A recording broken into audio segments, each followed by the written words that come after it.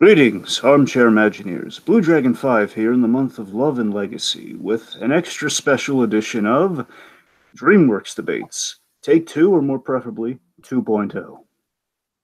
To celebrate the conclusion of the How to Train Your Dragon trilogy. Tonight's roaring roster boasts the following.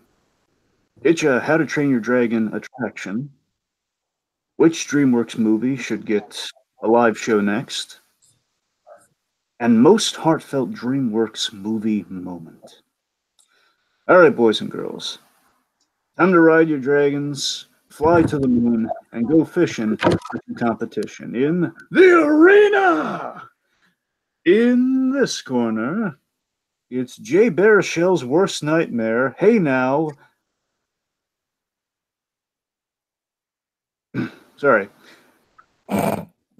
Hey now, the original All-Star, Tiki! Somebody once told me the world is gonna roll me. I ain't the sharpest tool in the shed. And in the opposing corner, say hello to a man smart enough to fly the way back. It's pie on my cake! She was looking kind of dumb with a finger and a thumb in the shape of an L on her forehead. Nice. And by my side, a minion that could give David Cross a run for his money. As co-host, it's Jacob Wile! Hey, now, you're an all-star. Get your game on. Go play. That's right. So, fellas, how are we this fine evening? I'm doing good in spite of the fact that there's absolutely no Shrek in the selections of answers that we have this evening. Spoiler alert. Yeah, I didn't make it a running gag. I just had one reference to it.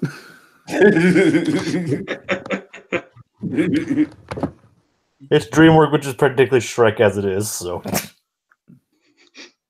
And besides, the internet is Shrek anyway. Everything's Shrek. Shrek is love. Shrek is life. Yep. This is the month of love, so the month of Shrek. Right. I mean, it's just one and the same. It's just math. Exactly. So Tiki, Shrek is here with us in our hearts. all right. Let's not go down the rabbit hole with Shrek. What are we doing tonight? Well, aside from redeeming ourselves for our last DreamWorks debate, we are gathered around again to kind of bask in the hype of How to Train Your Dragons. The trilogy is coming to an end. I think we're all very excited for it. Am I correct in that sentiment? Yeah. Jacob's already seen it. Yep. Well, that makes me hate him a little bit, but okay, good for you. Hey, Anyway, it's not my fault you couldn't get a hand on the early screening tickets. Jacob, believe me, I wanted to go, man. I wanted to go. My theater I wasn't going to go to San Francisco for it. I'm sorry. I'm talking to Dragon. Well, I'm sure Dragon would have gone too if he had the opportunity. yes. Yep, thanks. Hey, don't blame me.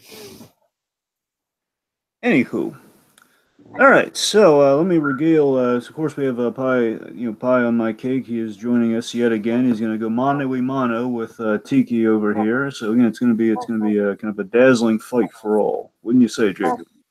Mm-hmm. Should definitely be fun. All right. Okay, let me go over the rules for those playing the home game. All right, so very simple. And also, Pie, it's been a while, so just a little refresher on the rules. Nothing's really changed, but why not?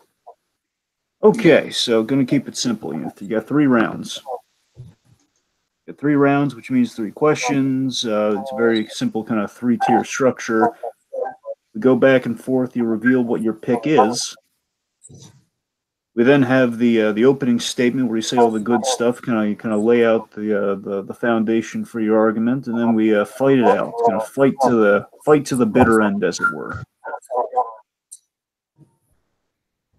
And then after 3 rounds, we get to kind of the thing that separates the main rounds from the speed rounds, entitled the coin. But to kind of jazz things up for DreamWorks, the crescent coin. Or the crescent moon coin. I don't know, whatever sounds better. So the coin, if you want to just be ominous and just like very big. The coin. which very simply is an optional feature at the end of 3 rounds. You will be, in the order of which we're going here, you'll be allotted the opportunity to flip forward. If you flip forward and it lands heads, you gain a point. You flip forward and it lands tails, you lose a point. And again, that's if you're so bold as to try it out. Of course, the end of each round, a little buddy here, R2, speaks his mind, which means all you shut up, I've heard enough. Jacob and I will deliberate and then choose who the victor of the round is, who gets the point, who gets to feel all special inside, etc., etc. Etc. Etc. Yes, precisely. All right. I don't want to jinx the coin, fellas, but I've literally been flipping it like 4 or 5 times in a row, and it's come up heads each time, and it's making me paranoid. Like, I just want to see tails just to even it out. Well, maybe it's Tiki being an expert strategist here, just trying to gild the lily a little bit to psych Pi out. Who knows? Well, the strategy Maybe only works Google's using a weighted coin. I think we need to measure Google. Gave me loaded dice. and that'll only work if there's like a point balance. Right. There's a point. Pi, would you also like to explain to the folks who may be watching from WDW Magic how they might be able to participate? Anyone watching can participate by either commenting in WDW Magic or preferably in the YouTube chat for this video. And Definitely try and keep preferably an eye the out. stream in this case. Stream. Yeah. Yeah, which is a lot easier for us to keep track of. And yeah, let us know your thoughts as we go along, whose arguments you think are best, and vote on who you think should win. You know us, folks. We'd love to shout you out by all means. All right. All right. So And it literally might be the swaying factor if Jacob and Dragon are on the fence. quite possibly, the fate of these 2 yahoos here is in your fingertips, folks. All right, so just to go over after all the rules and everything has been said, I need to get verbal confirmation here. Do you understand these rules as I have explained them to you gentlemen here this fine evening? Yep. Indeed, I do. All right, it's confirmation enough for me. Jacob, you? Yep. All right, we're all good.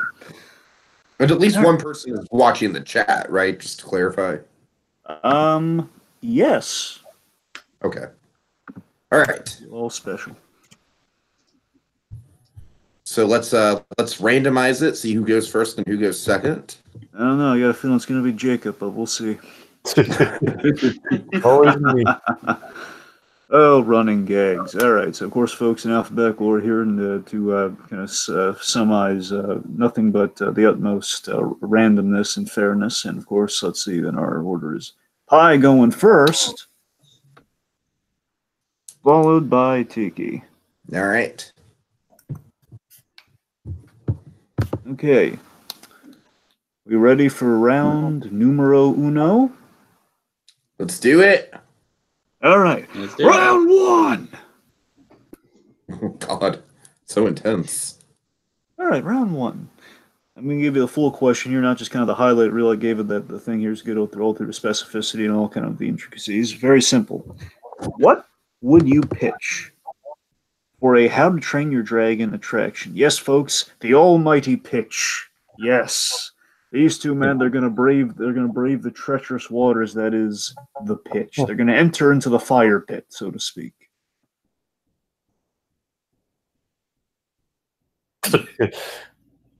Yes.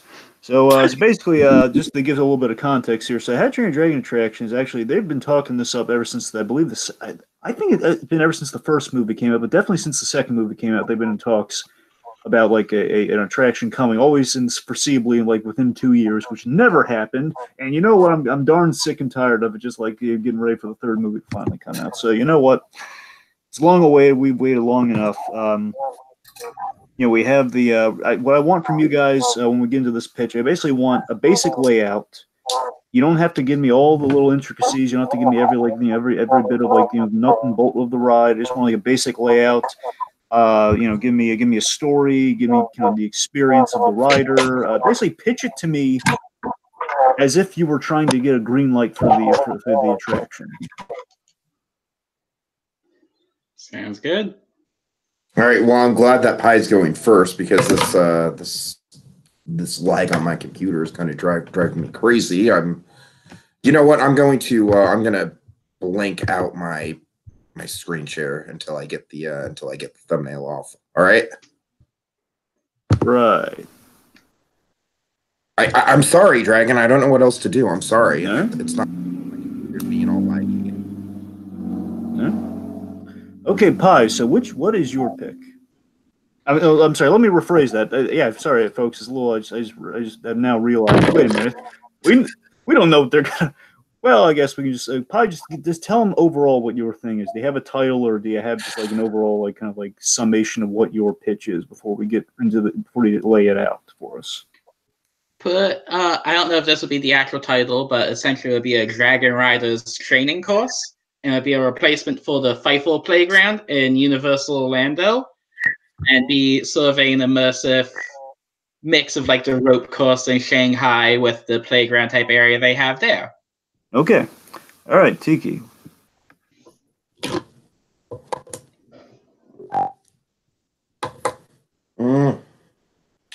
Dragon, can you hear me?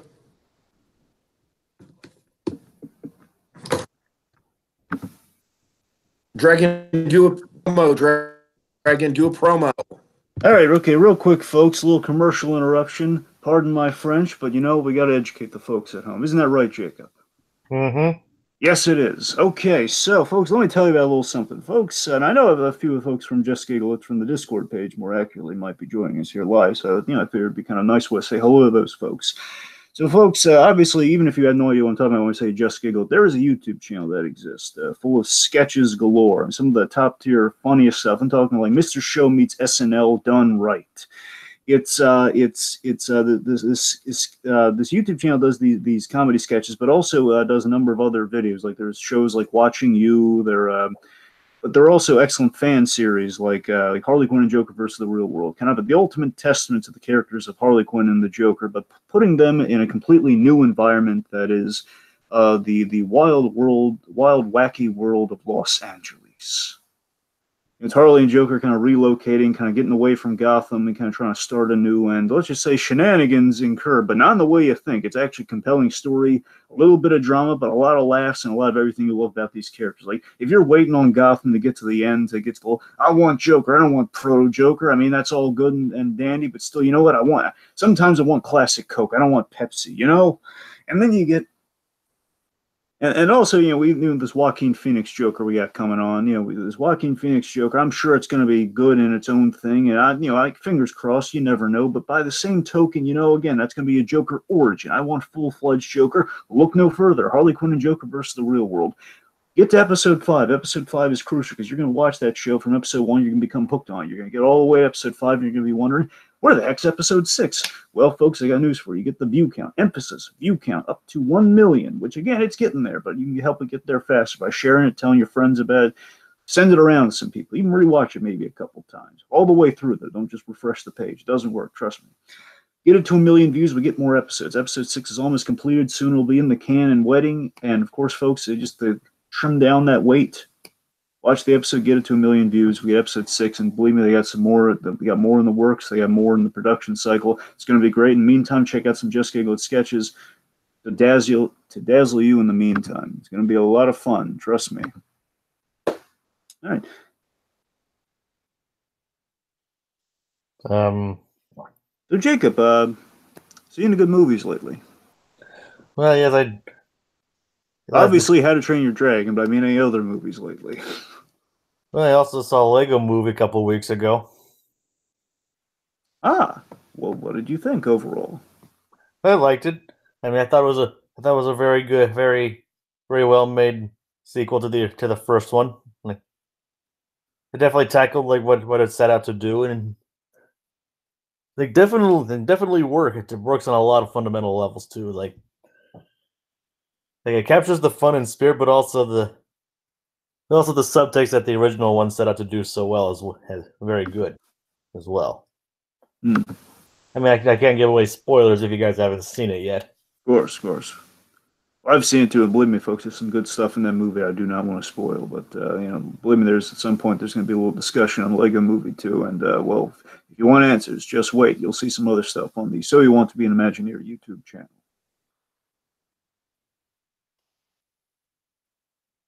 All right. Well, I haven't really seen any other movies recently. Right. So does anyone care about the Grammys anymore? I'm just going to pose that random question just now. Does anyone care about the Grammys? Right? I don't Was really. there a time when people did care? Exactly, right? That's what I'm saying. I know some people do. I know some people have and do.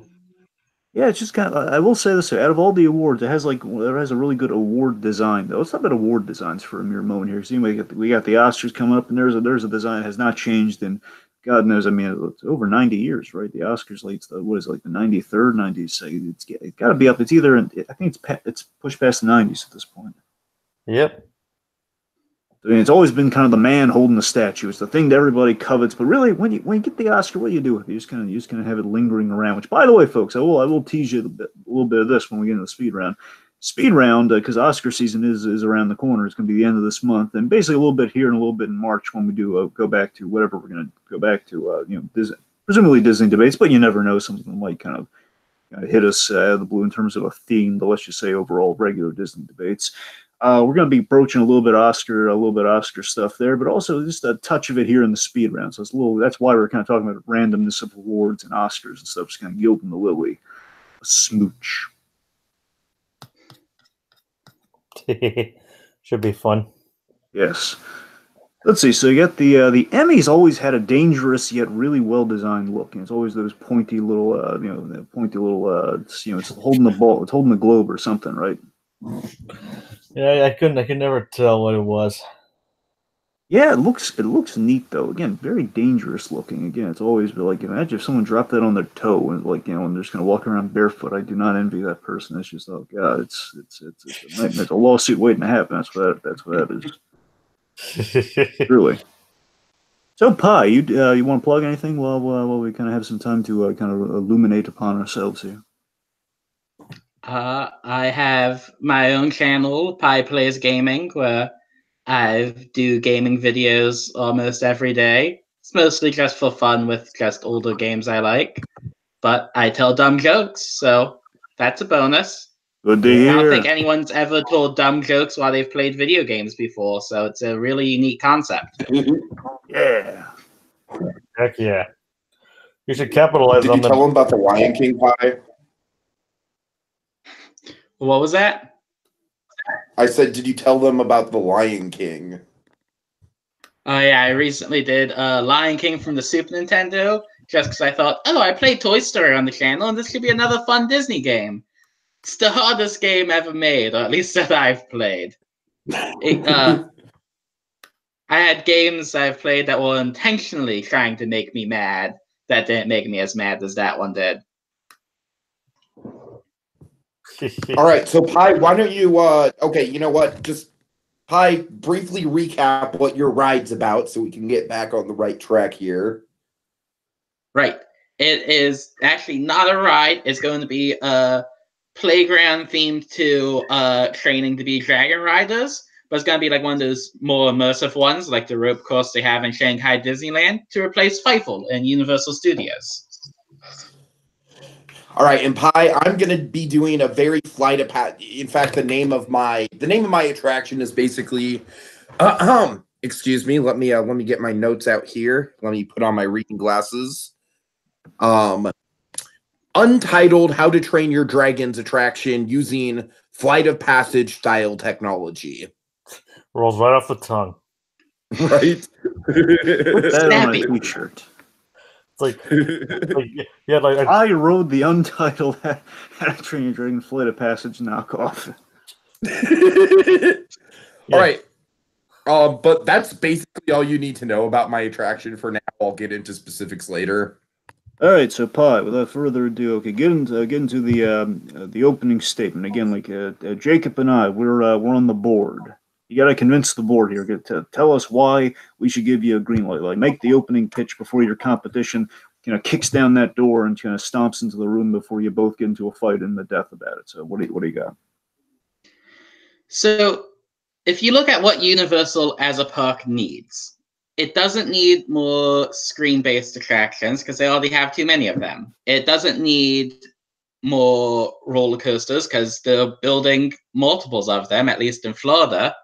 What it needs more than anything is things for younger audiences or families to experience together. And that's something they've always been done very well with when they do have it, with like the Jurassic Park playground and the Fievel playground, despite being very outdated, was a lot of fun. Same with the Curious George area. But the problem is that Curious George and Fievel's Playland are not exactly properties kids really care about. Yet despite that, they're always full with people anytime I've gone, which proves there's a big audience at Universal for things like that. So if you do that with type of immersive experience that you could do recreating sections of Burke and the dragging training stuff from the first movie, you could do some really amazing things there and be this really interesting environment for all ages to kind of walk through, but for kids to really explore and go on their own adventure. Okay. Mm-hmm. Okay, so my idea is basically, so Pie's idea is all about, training to become a writer. My idea is you're there already, man. Who wants an attraction about training when you can ride a dragon, man? That's what it's all about. And honestly, How to Train Your Dragons was the thing that kind of eclipsed Avatar in terms of being an awesome 3D movie that, unlike Avatar, was actually a damn solid movie at the same time. A freaking great movie. And so I think that this would be a big trump card for Universal. I really think this would be a great play for them. And importantly, what they could do is they could make similar technology to Flight of Passage, but plus it. And by plussing it, I mean, you know how on Flight of Passage you're riding on motorbikes? Well, how about on this one, each individual car, or at least each like 3 or 4 riders, like each row is its own unique dragon.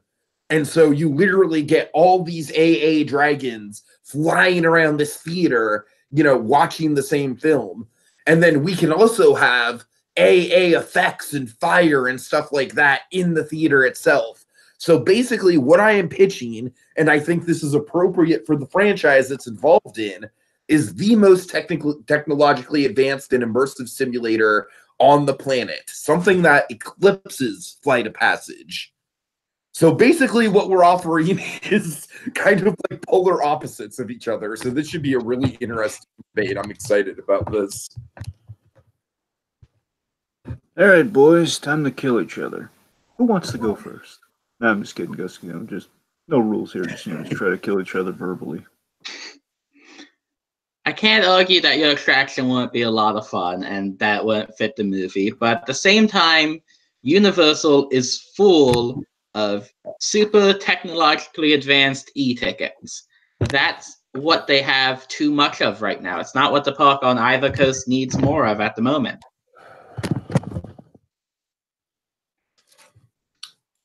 I can't speak as much for some of the international parks, so maybe if you're pitching it there, you might have the upper hand on knowledge for me, but stateside, this would just be another drop in the ocean of things they're already doing. They need more for the families to take away from Disney. They need to update things that are woefully outdated. That's where I'm getting you, Pie. Universal has plenty of thrill rides with high octane, like edge of your seat. Like they've got Revenge of the Mummy. They've got King Kong. They've got Jurassic Park and soon to be Jurassic World. They've got Rip Ride Rocket. They've got Incredible Hulk. And a lot of these attractions, not all of them, there's still your Spider-Mans, your Potters that your average guest can ride. Although I'd even argue that Forbidden Journey is a little intense for each guest. There might be some motion sickness involved there. But the big thing about Flight of Passage that a lot of people kind of recognize is that not only does it offer the most, all-encompassing views no matter where you sit, but it's also a motion simulator that's thrilling, but not intense. And I think that's important, and that's exactly what I want to emulate with How to Train Your Dragons. Is we're talking, this is something where it's going to be it's going to be the best in the world. It's not just another cool themed dark ride coaster or another coaster just using screens that's kind of like a weaker takeoff of the Spider-Man technology. This is going to be something like completely immersive, man. Like things are coming at you from all angles, both on the screen and AAs that are kind of popping out like and flying around the screen and on your own dragons. I mean, yeah, like, sure, it'd be a really ambitious effort, but you know what? How to Train Your Dragons, at least if the third one lives up to expectations, if the third one is even good, then I can safely say that How to Train Your Dragons is going to be safely the second best animated trilogy ever. Second best. Because, you know, nothing will beat Toy Story, but... And you know what? Since Toy Story is literally, like, I think almost definitively the most perfect trilogy in all of filmmaking, I think that puts How to Train Your Dragon up there with the most perfect trilogies in all of filmmaking. So, I mean, make of that what you will. I just think it's an attraction that deserves more than a playground.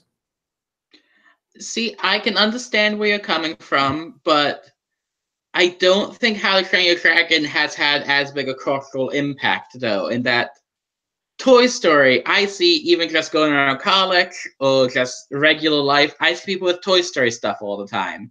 I see people quoting that movie. I see a lot of excitement for a lot of big, even things like Madagascar, that's nowhere near as well regarded at the moment, at least, as How to Train Your Dragon. You're damn right. How often do you really see in regular life people quoting How to Train Your Dragon when it's not around the time a new movie's coming out? It, like, you compared it to Avatar the 3D thing, and I do think it's a lot better movie. I think it's going to have staying power, but it's a movie that has not made a large cultural impact for whatever reason. Are you saying that it's a bad movie because it doesn't have memes and that it's not super quotable? Because no, I'm not saying it's a bad movie. I'm just saying that I know you're not saying cultural impact can be an affecting thing and how big of an attraction and how much you want to invest. What you're basically proposing here is perhaps the most expensive attraction ever built by like a long shot. And you're proposing that on a movie where culturally it tends to just not make a huge impact except for when a new movie is coming out. And after this next week or so when it actually comes out, there's not going to be a next movie. But, Pi, I mean, that's fine, and I see your logic there. However, I wish that I could meet you in the middle here. Like, I think that, honestly, I'm just speaking from the heart here. I'm not even debating here. I'm just speaking from the heart. A playground is fine, sure, but to me, that's almost about as cookie cutter of a theme park concept as you could possibly get, even no matter how well you theme it and no matter how immersive it is. A playground is a playground is a playground. And speaking from the heart, Pi, is someone who loves the franchise dearly. And, you know, it might not have the same sort of cultural impact, I guess, but I do think that it's still a beloved franchise. And I do think it's got a cultural relevance, especially with the character of Toothless. The character of Toothless, I mean, I gotta fact check this, but he's probably, you know, one of the top 10 best-selling plush toys on a regular basis. I'd be willing to bet money on that. You know, people go nuts for Toothless. So yeah, it might not have the meanie quotes that you know, that people are looking for, but I don't think How to Train Your Dragon needs that sort of stuff. And frankly, I honestly feel like it's a better off movie because it's not written to have those kind of like quotable lines. It's written to be more emotionally impactful, both from an emotional point of view and from a you know, just a grand sweep like artistic point of view. That's why I say it's the better Avatar, because I feel like the franchise leans just as much into atmosphere and just sweeping you up in the world building as Avatar does. It just does it with a better story. And may I point out, Pi, just kind of jumping ahead to a future argument that we're going to have here, I think that the most emotionally devastating moment in any DreamWorks movie, and possibly any animated movie ever, is like a brief 2-second, like silent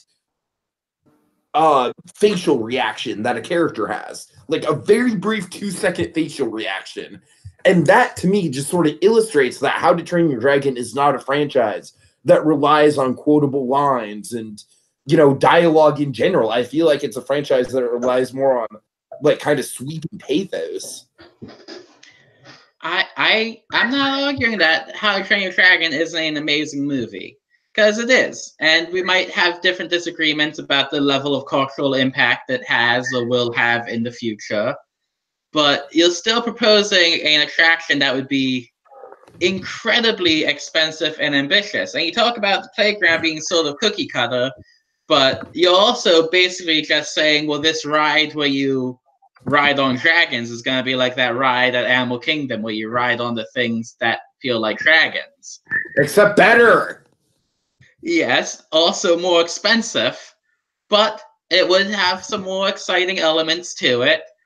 I'm just saying that I feel like Fireballs, a playground could give pyrotechnics. something universal. When have you meaning. seen pyrotechnics?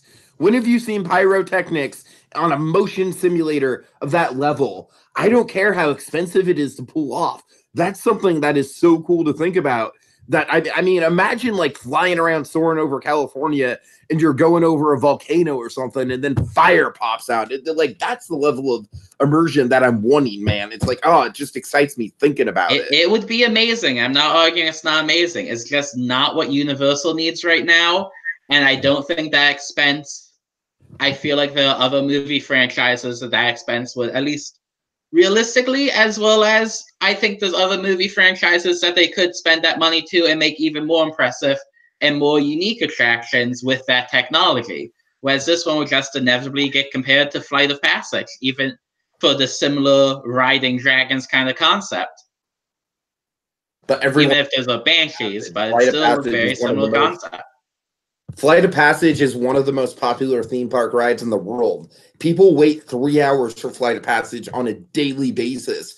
There's no reason why people can't be like, hey, Universal has its own Flight of Passage, and it's got even more impressive technology, and it's based off of a movie that I actually like and care about and invested in the characters and the world. Yes, please. I'm not saying it won't be popular. Flight of Passage is worth a 3-hour wait. I've stood in it myself.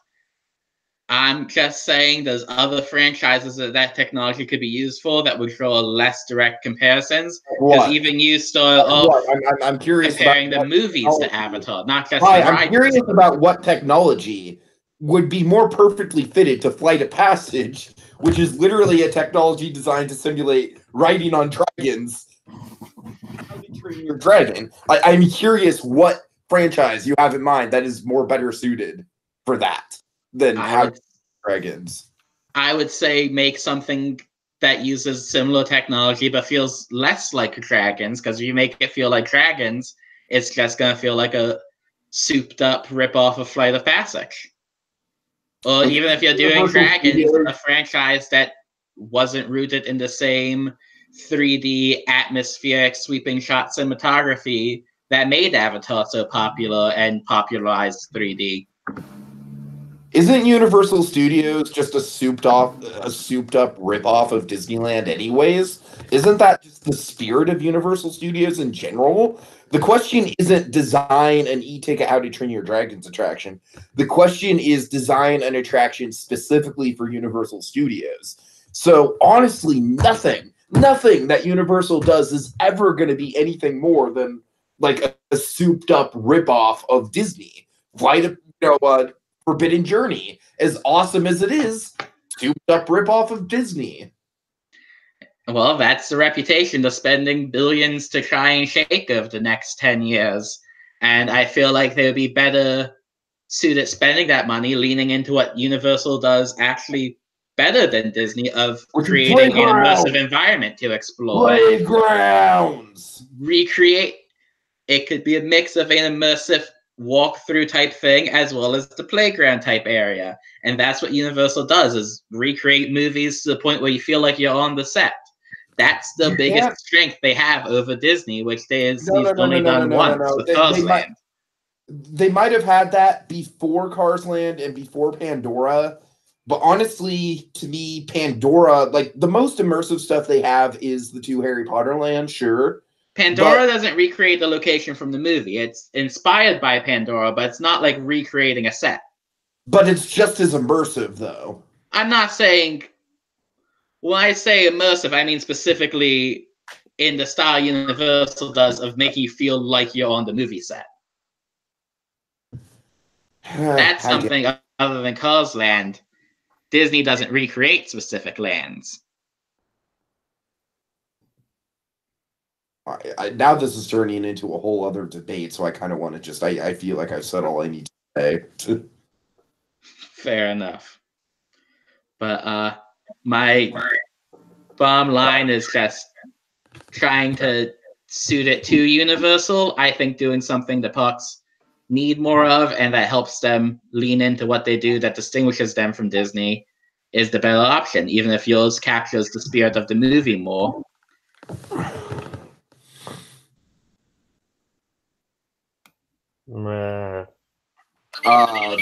Yeah, there we go. I was wondering where that was. All right. Well, real quick, just want to highlight some people in comments here. We got Subpar, and we have Monkey in the comments, so welcome. Oh, hey. All right, Jacob, what are your thoughts on this round? My thoughts on this are only half of it was actually about the subject at hand. It's like a lot of it was talking about they talk about the movie, about the quality of the movies themselves, or what they need and stuff like that. And a lot of it was just jumping around to stuff that wasn't even relevant. But in total, I would honestly say that despite valid points lobbied against him, I think Tiki had the stronger argument, if you ask me. Yeah, it's interesting because I feel Pi started off like gangbusters. I really do. I feel Pi made a lot of really great points out of the gates. In terms of if he were selling it, he was in a really comfortable place, and I think he was kind of had Tiki's number at the start of things. Where Tiki was basically he was kind of proposing Flight of Passage again applied to a more relevant franchise, which is a good argument. It's a great argument. However, Pi's retort is that How to Train Your Dragon is not as big as basically is not as big a franchise as it should be, in that it's not quite in the public consciousness as those other franchises or other kind of DreamWorks properties. Which again is a very excellent point that he started off with. And again, from what I was looking for in the financial side of things, he was questioning it was going to be a lot of money, and again, the point of interest with all that attached to the whole how big is the property, the fact that it's the end of a trilogy. My problem though, Pi, as much as I want to give this to you, I really do. The problem is that you really didn't go far enough. And again, Tiki kind of, as he started to have your number when he's asking for examples, and I was waiting for you to give some more specific examples of other franchises, and your main retort was hey, let's just let's change it up to something non-dragon. I mean, Pi, I think you held your ground, but I still think you didn't make your. I don't think you lobbed enough points against Flight of Passage. And then basically, as Jacob said, you guys got kind of lobbed. Basically, both kind of got bogged down, and basically, it's if there are any Dragon Ball fans out there, it's when the end of the. It's going to be an obscure reference. It's the end of the first season of the World Martial Arts Tournament, where basically where Master Roshi and Goku kind of tired each other out. It was count of 10 till which one of them got up. So basically, I think you both tuckered each other out during the round. So I'm going to give the point to even though Tiki just kind of lost steam completely, I still feel Tiki kind of guarded himself better. So I got to give it to Tiki, but reluctantly. Hey man, admitting when you've made your points isn't the same thing as losing steam. I mean, I was confident that I said all I needed to say, so. All right. Anyways. Anyway, I mean, good. You definitely kept me on my toes. All right, next up. Okay, round numero dos. Which DreamWorks movie should get a live show next? A la, Shrek the musical. Which DreamWorks property should be next to get a live show, whether musical or not, just a live performance. All right, let's figure out who has what. I went with probably the real oddball pick of Mr. Peabody and Sherman. All right, Peabody and Sherman over here. Tiki. I went with the obvious pick, which is Gasp. How to Train Your Dragon. Now, just to be specific, Tiki, are you saying the first movie? Because that's the image I'm seeing. Okay, so specifically the first movie. I just want to be clear because the Shrek musical. The first movie. Yes. Essentially, the Shrek the musical. That was again the first movie. So I just want to be. That's what I'm saying. Yeah, okay. That's the route I want to go down. Gotcha. Yeah. Okay, so opening statement. Pie. Go. So, first off, I think Mr. Peabody and Sherman is probably the most underrated DreamWorks movie, partly because the trailers for it kind of sucked. But at the end of the day, it was a really heartfelt story about adoption and the struggles that come with that and things that can be difficult with that. But it's all wrapped around these series of vignettes that showcase different time periods.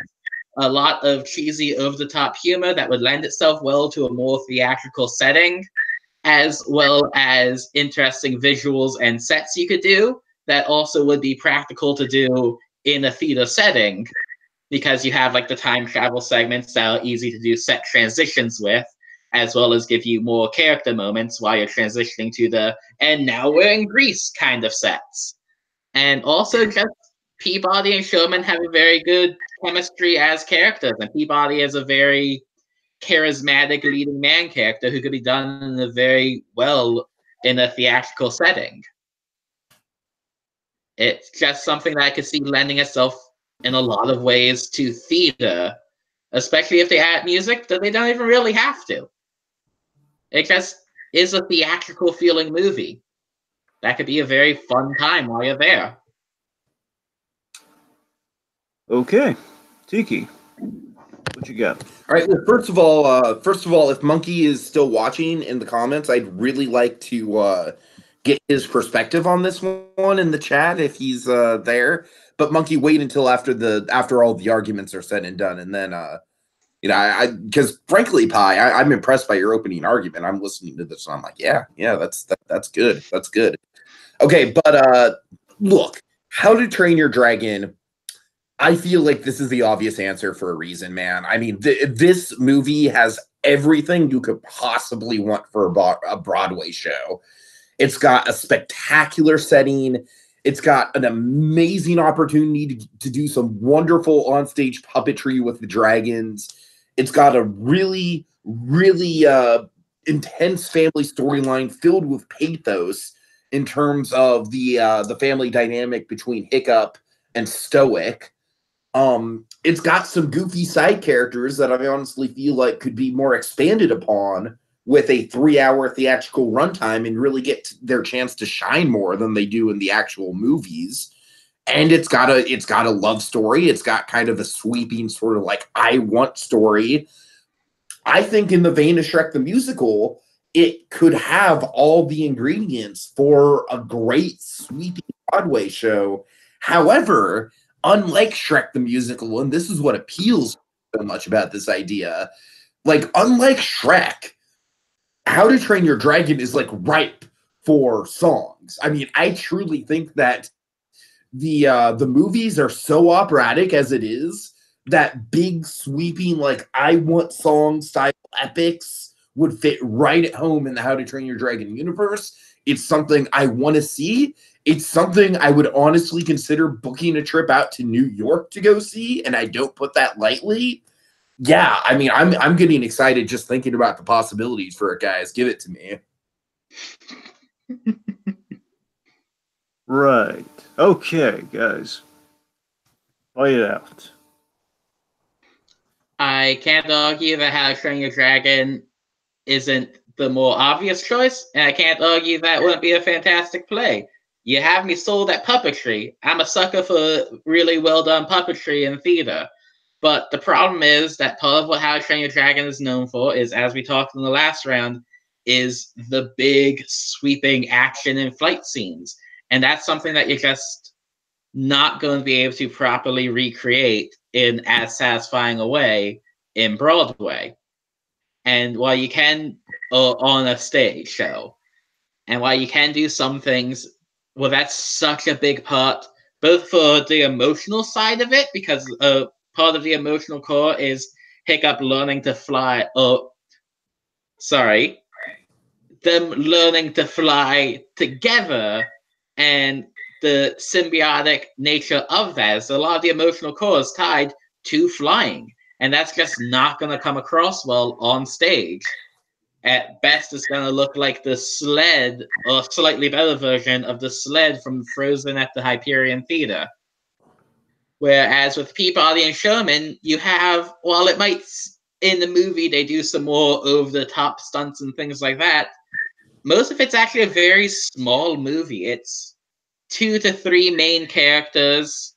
You got the 2 you see on the poster there, and the female character who's in for about half of it, and starts off as sort of a bully, then becomes more of a friend. But it works really well because it's a small story, and you can tell that in a small way while still having grand moments. And that lends itself to theater, which works with big theatrics, but small scale with those big theatrics. I don't know, Pi. I just you're describing to me with the whole flying thing. Yeah, it's an important part of the franchise. Sure, I'm not going to argue that. However, I feel like the big battles and the big action set pieces and stuff that you're describing, I feel like they have more of a presence in How to Train Your Dragon 2. I honestly think that the first movie, which is why I'm adapting the first movie to begin with, that movie has an intense, dramatic, emotional core to it, which, like I said, is the dynamic between Hiccup and his father. And that is the big emotion that I would play off of. Again, kind of hyping up the my answer for the third question here. You know, we could have these big moments. You know, we could have just I don't know. I really think that that all the scenes between these characters, and and even then you could have I feel like the scenes between Stoic and Hiccup could be more enhanced by a song. I feel like especially you could do Ingrid, or whatever the hell her name is. I'm sorry. Astrid. That's gonna lose me some points.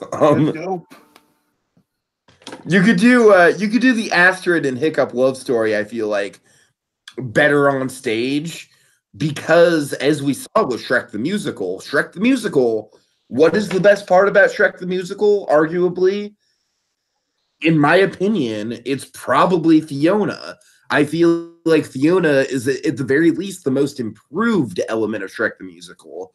So I'm just saying, you've got all these ingredients already there.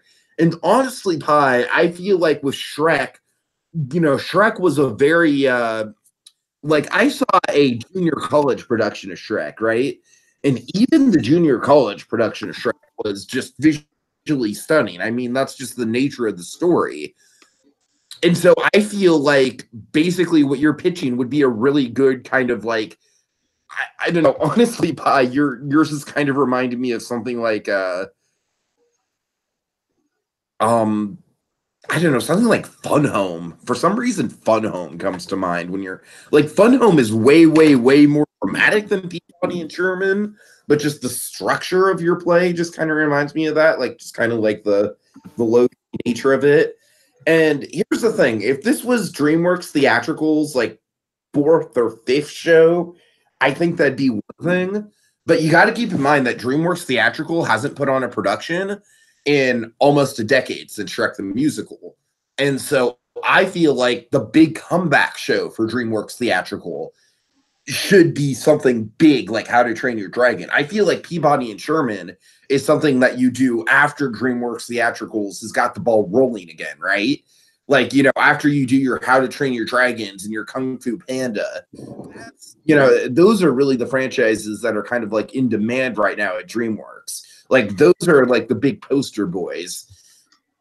I honestly think that Peabody and Sherman is a good pick, and I like the way you're pitching it. I just don't think it'd be the show to relaunch DreamWorks theatricals into stardom. I can understand where you're coming from there, though. Let me real quick go back to something you said earlier. You talked about how a lot of the big flying scenes and things like that were more of a focus in the second one. That was because they were the most iconic and beloved part of the first one. As much as the emotional core is very good, that was what people liked the most and why they emphasized that so much in the second one. But back onto the topic of what you said about mine, I get where you're coming from, where this is definitely not the obvious choice and definitely sort of not one of DreamWorks' bigger ones. But this is also based on a cartoon that is very old. I can't remember how old. So it's not like it's a franchise without any staying power. And DreamWorks, like you said, hasn't made a stage production in nearly 10 years. Which means that chances are Shrek must not have made a lot of money for them. If they're going to relaunch that division, they're going to want to start with something smaller scale and test it out and test the waters and kind of dip their foot in before they have to invest in something that, in order to do it right, would be a very expensive play, like How to Train Your Dragon. Whereas Peabody and Sherman, especially with the more comedic and stylized nature of it, could be done very cheaply and still be very accurate to what you need to do. And be very accurate to the characters and still be just as fun. Whereas with How to Train Your Dragon, you're going to need huge, like, over-the-top costumes, very detailed with that, a ton of amazing puppetry that I could see being very amazing, but being, again, very expensive. And if they haven't done it in a decade and the last one didn't make a lot of money, they're not going to want to go all in on a second chance. They're going to want to test the waters first. I have 3 words for you, Pi, all right? I have 3 words for you, okay? Count them up. Count them up. You ready? Mm-hmm. Walking with Dinosaurs. This is a show that tours all over the world, all over the country. It's basically nothing more than a demonstration of cool dinosaur puppets. The puppets look absolutely amazing. And this is not like a high-class prestige Broadway company putting this on. This is just, this is just some theatrical troupe, basically. And essentially, Walking with Dinosaurs is a pretty well-known, kind of spectacle, but it's done all over the world. It almost travels like a circus. And so, yeah, I don't think you'd be able to do like a high school or a junior college production of How to Train Your Dragon like you would with Shrek the Musical. But by the same token, I don't think there'd be any reason why you couldn't have this travel. And that is exactly what I kind of envision for this, is sort of like Walking with Dinosaurs style floats, just stylized after the dragons. That could be very cool, and there's a lot of strong elements with How to Train Your Dragon, but that's still, to do it at like the Broadway level, if they wanted to get up to there, not just a small traveling company, would need a lot of sets and costumes and the puppets a lot more than Peabody and Sherman. It still would be the cheaper option to do a stage play, which is what they might be looking for trying to get back into the game. And not only but that, at the end of the day, How to Train Your Dragon is still based on a cartoon, and Broadway is still, in a lot of ways, a very snobbish community in a lot of ways. And even just in general with movies, it can be tough to get adults to be into cartoons for whatever reason. And you're proposing what would be a very dramatic and very adult play, because focusing in on the drama between the son and the parent and not having as much of the action flying scenes focuses in more on the adult and mature side of the movie. And if most adults are going with their kids and they're looking at the cartoons, they're going to want something fun. And if most adults or going on their own. And again, I don't think this is right, because I think animation is a very good all ages medium. But a lot of adults, especially ones that are going to be spending several $100s on theater tickets, are not going to go for the dramatic, surprisingly good cartoon play. Okay. All right. Round's been called. Jacob.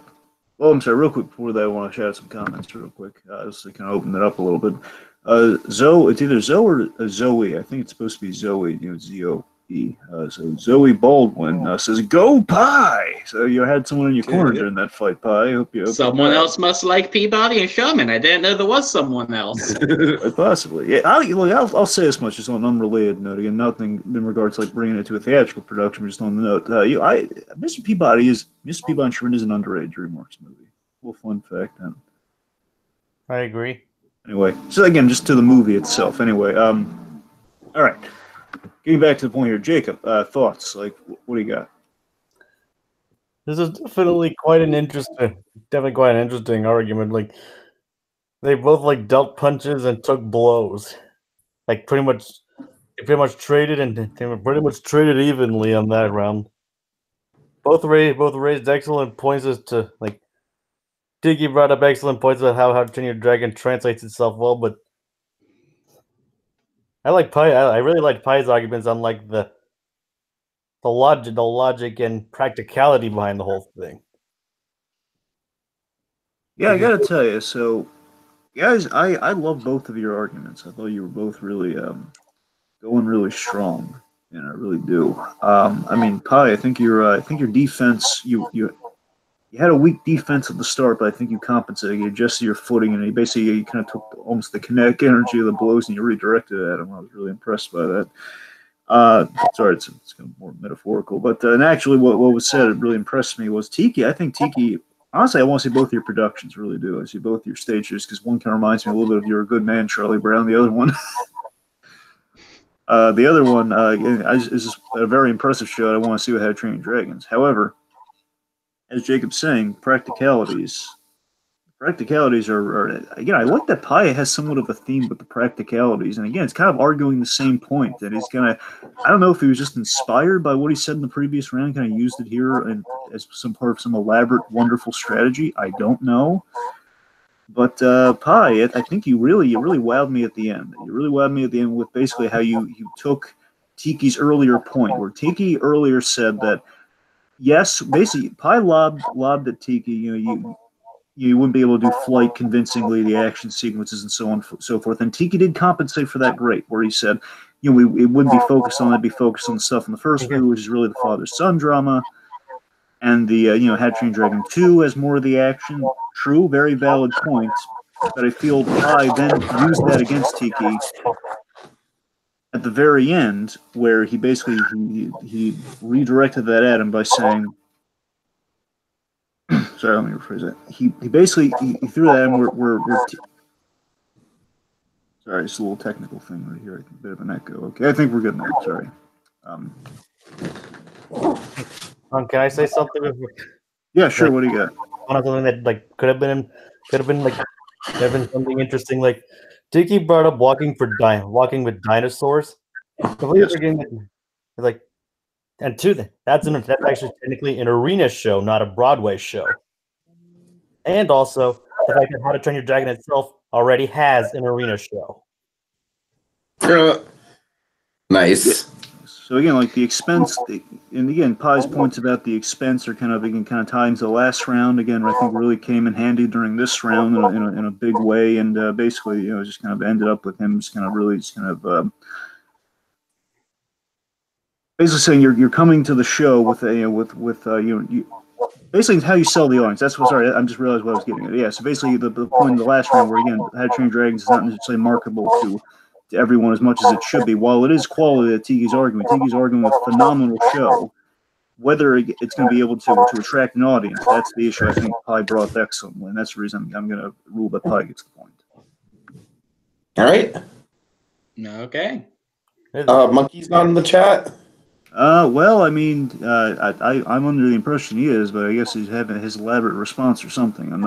He hasn't responded quite yet, so I don't know. Okay. Either that or he has nothing to say. I don't know. Could be. That was definitely quite an interesting match. Yes, very impressed, boys. Seriously, this one was a really good one.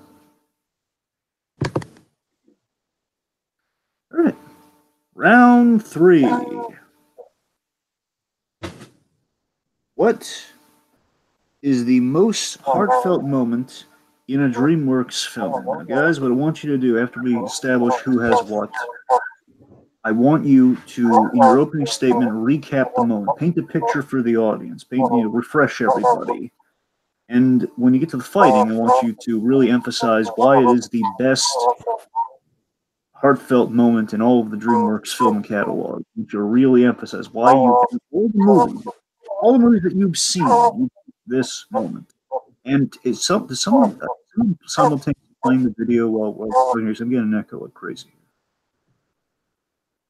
All right. Well, we're sorry, folks. We're adjusting that right now. But Pi, why don't you start us off real quick? What is your pick? My pick was the scene at the end of Madagascar 3, or towards the end of it, where they finally make it back to the zoo after the previous 2 movies with them trying to get back there. So just to be clear, I just want to make sure it's absolutely clear just for me and the audience here and Jacob. So you mean when they go back to in Madagascar 3 Most Wanted, when they return to New York after essentially after 3 movies, they finally get there, and they're kind of lamenting over it, correct? Yes, they get there, and then they decide that despite this being the goal for 3 movies, they don't belong there anymore. They've grown past it and decide to keep living life on the outside. All right, just want to be absolutely certain about that. All right. Okay. All right. So let me just get that down there. Madagascar 3, the zoo return. Very nice. Okay. And on the flip side, we have Tiki with.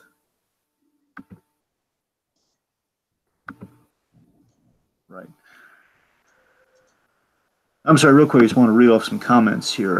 We have some fun stuff going on in the comments here. We have, of course, I already mentioned Louise Brooks has dropped by, very friendly as always, glad to have her there. We also have Subpar, and we have Twilight Zone, kind of an eerie, kind of a psycho drama going on with the comments here. Twilight Zone. Test. Hello now, you know who I am. Really, really interesting. Very encapsulated by what's going on in the comments here. Basically, it seems like to be the same commenter, either that or someone a doppelganger for Subpar. Very interesting stuff. Sorry, it was the same person. They used to go by Subpar on YouTube, but they changed it to match the WDW Magic ID. Neat, an origin story. I like it.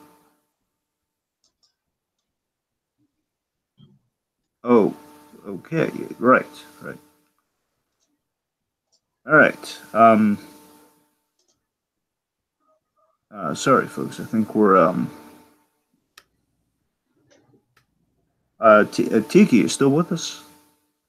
I think Pi muted him. Yeah, Pi. Oh dear. I muted him. I think you may have Pi. Sorry, it's a little minor thing. There we go. Okay, we're back. Tiki. What's your I do not know how that happened, but are you ready for my... that's why we were stalling, man. We were just gonna kill. Yeah, my mouse wasn't even on that screen. Weird. Okay, so my moment is literally a moment. It's like a beat that lasts maybe 2 seconds.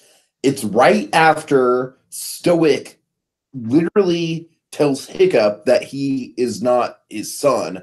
I don't have a son. And he goes outside. He closes the gate.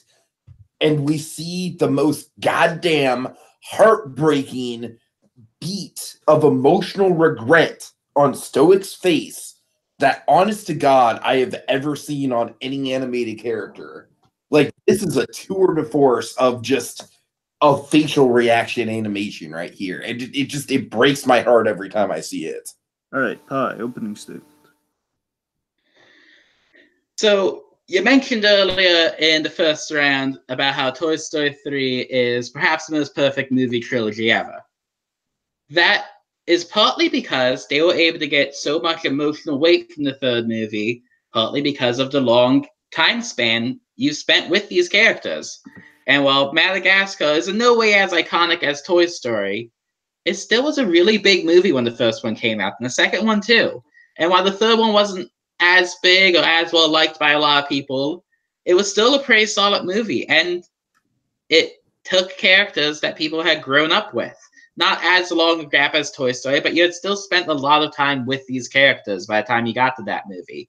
And this moment pays off all three movies.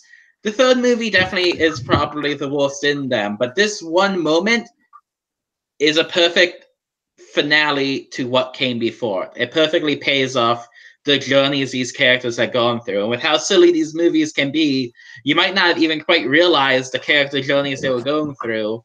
I didn't really until I saw this moment. I'm like, yeah, they outgrew where they came from. And despite the fact that they were trying to get back there, it's the textbook hero's journey of they came back to where they were, but were different and realized that they'd outgrown that place.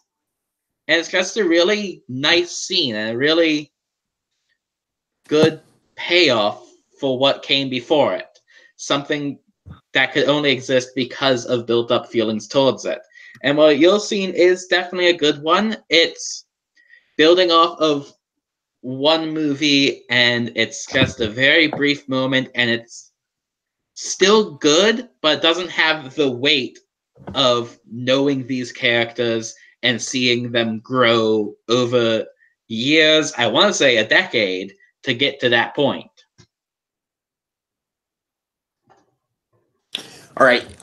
Here's the thing about my moment is that, yeah, true, you don't have a freaking decade's worth of mediocre to crappy movies to build off of, Pie. We'll get there. We'll get there, my friend. But shots fired. But what you do have is a build up to a freaking powerful character arc. A singular character arc. That's what I think makes How to Train Your Dragon such a damn good movie, is that in spite of launching a trilogy, I really feel like it stands on its own as just like an incredibly emotional father-son story. One of the most emotionally invested I've ever seen in a father-son story in any medium, let alone animation. And so basically throughout the whole movie up until this point, Stoic has not really been that sympathetic of a character, man. Like, he kind of goes against the grain of everything that we're rooting for with the main character. And then that's why I think that this moment hits as hard as it does. Because in this one moment, in this one look of regret, in this powerful as shit 2 seconds of animation, we see just how much Stoic cares about his son and just how much he knows he effed up. And my God, it just sends shivers down my spine just thinking about how much they were able to accomplish with those 2 seconds. You don't need a full trilogy's worth of movies to get to that point. Sometimes all you need to have the most emotionally effective scene, maybe in animation history, is just a solid character arc. Is just one solid character arc. And that's what I think we have here. All right, boys. Fight it out. Have a moment where you go outside, you both have kind of a big, impactful, like, kind of, and then you lament. Once you return to the ring that you've spent at least, let's say, 5 minutes, between 3 to 5 minutes away from. So again, let's just trying to combine both moments there. Just fight it out, guys. Okay, Pie, in the immortal words of Sir Roger Ebert, your movie sucks. I think he wrote a book about that. I know. Let me just clarify here. Are you arguing specifically Madagascar 3, or do you think the whole trilogy sucks? I think the whole trilogy is mediocre, frankly. But yeah, Madagascar 3 is the worst of the bunch, my friend. You made David Schwimmer cry. You made the Schwim cry. 3, David Schwimmer. Madagascar 3 is definitely the worst of the bunch. I'll give you that one. I'll give you that one. It's got some saving moments, though. Okay, hold it. Okay, Pi, what are you saying? It's got some good moments. Afro Circus is not one of them. I walked at a movie theater when this came out, and we gave out afros as a promotional thing to the kids who came, and boy, did every one of them sing that song. But that's beside the So point. a movie with that promotion has the most emotionally impactful scene in any DreamWorks movie, is what you're telling me. I mean, Terrible honestly, movies can have really good moments, right and all here, we're Afro talking about is Circus a kind of moment. disqualifies you right away. We're talking about a moment, not the whole movie. And this one moment, I would disagree with you about Madagascar being mediocre, but this could also be one of those things where I'm not like young, but I am like a few years younger than you, where Madagascar was a really big thing with me and my friend group, and just about any group of people my same age I meet. I can still probably go into one of my senior engineering classes and be like, I like to move it, and the whole class would say it along with me. It No, that's Madagascar was a musical. That's big what should have been the thing. theatrical show. We'd have Move It. We'd have Afro Circus. Yeah, exactly. Which is right up there with like Defying Gravity or Oh God, Dear Theodosia, things like that. Could have been up there. it's the new My Shot. Yeah, exactly. But All right. the thing is, Madagascar had a lot of emotions built in, and these characters were really important to a lot of people. And by the time you got to the third one, well, the third one largely wasn't good. The moments where it paid off the previous movies really were, and they paid them off well. You know what your argument It, is, Pi? You know what your argument is right now? It's what? literally putting lipstick on a pig.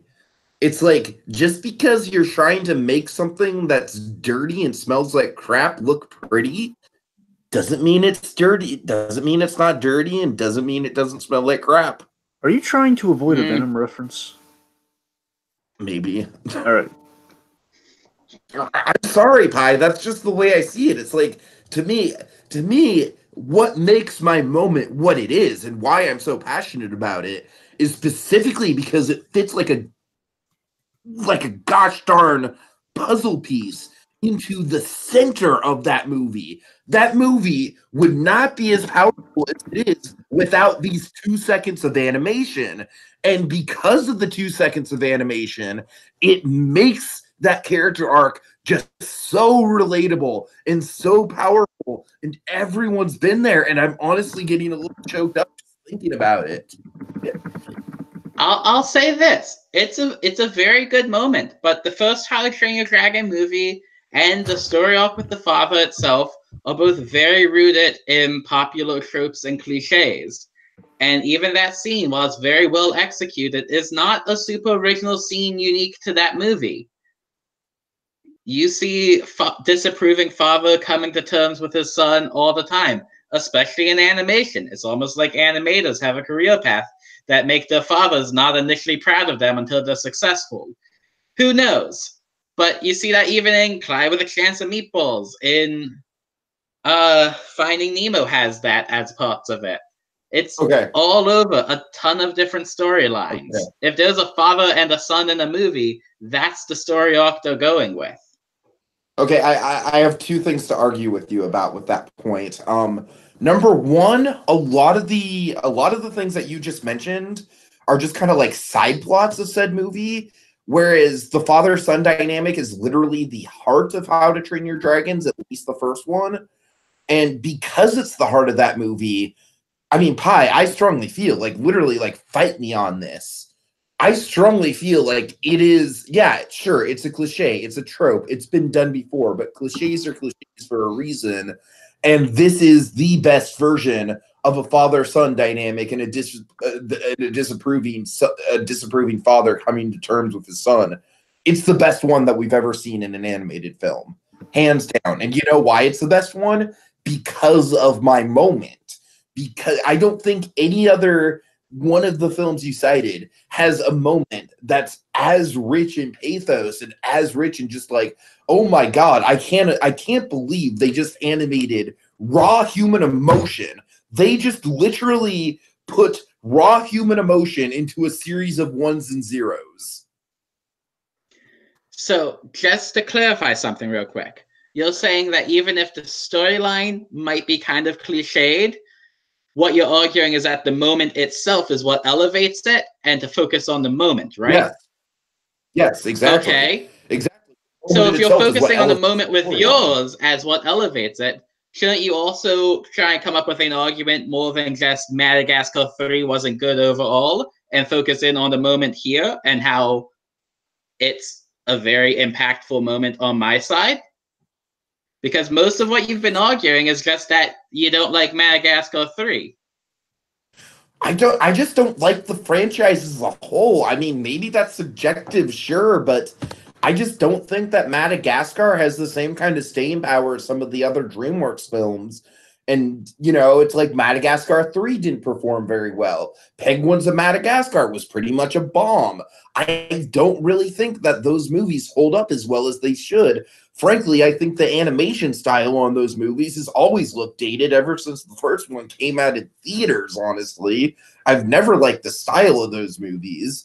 And yeah, I mean, I really do just think it comes down to the fact that your moment is literally just like, yeah, sure, it's a nice moment and it pays off some character arcs, but it's literally just like a nice moment on top of a movie that I really don't think I should have to sit through an hour and a half's worth of Afro Circus. And yes, I know that's not the whole movie, but still, a lot of the movie isn't much better than that.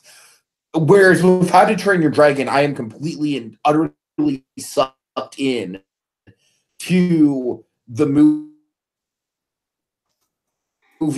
from the word go, and to the characters and dynamic, build to this and to God, like, you know, not only like he knows that he's taking it too far.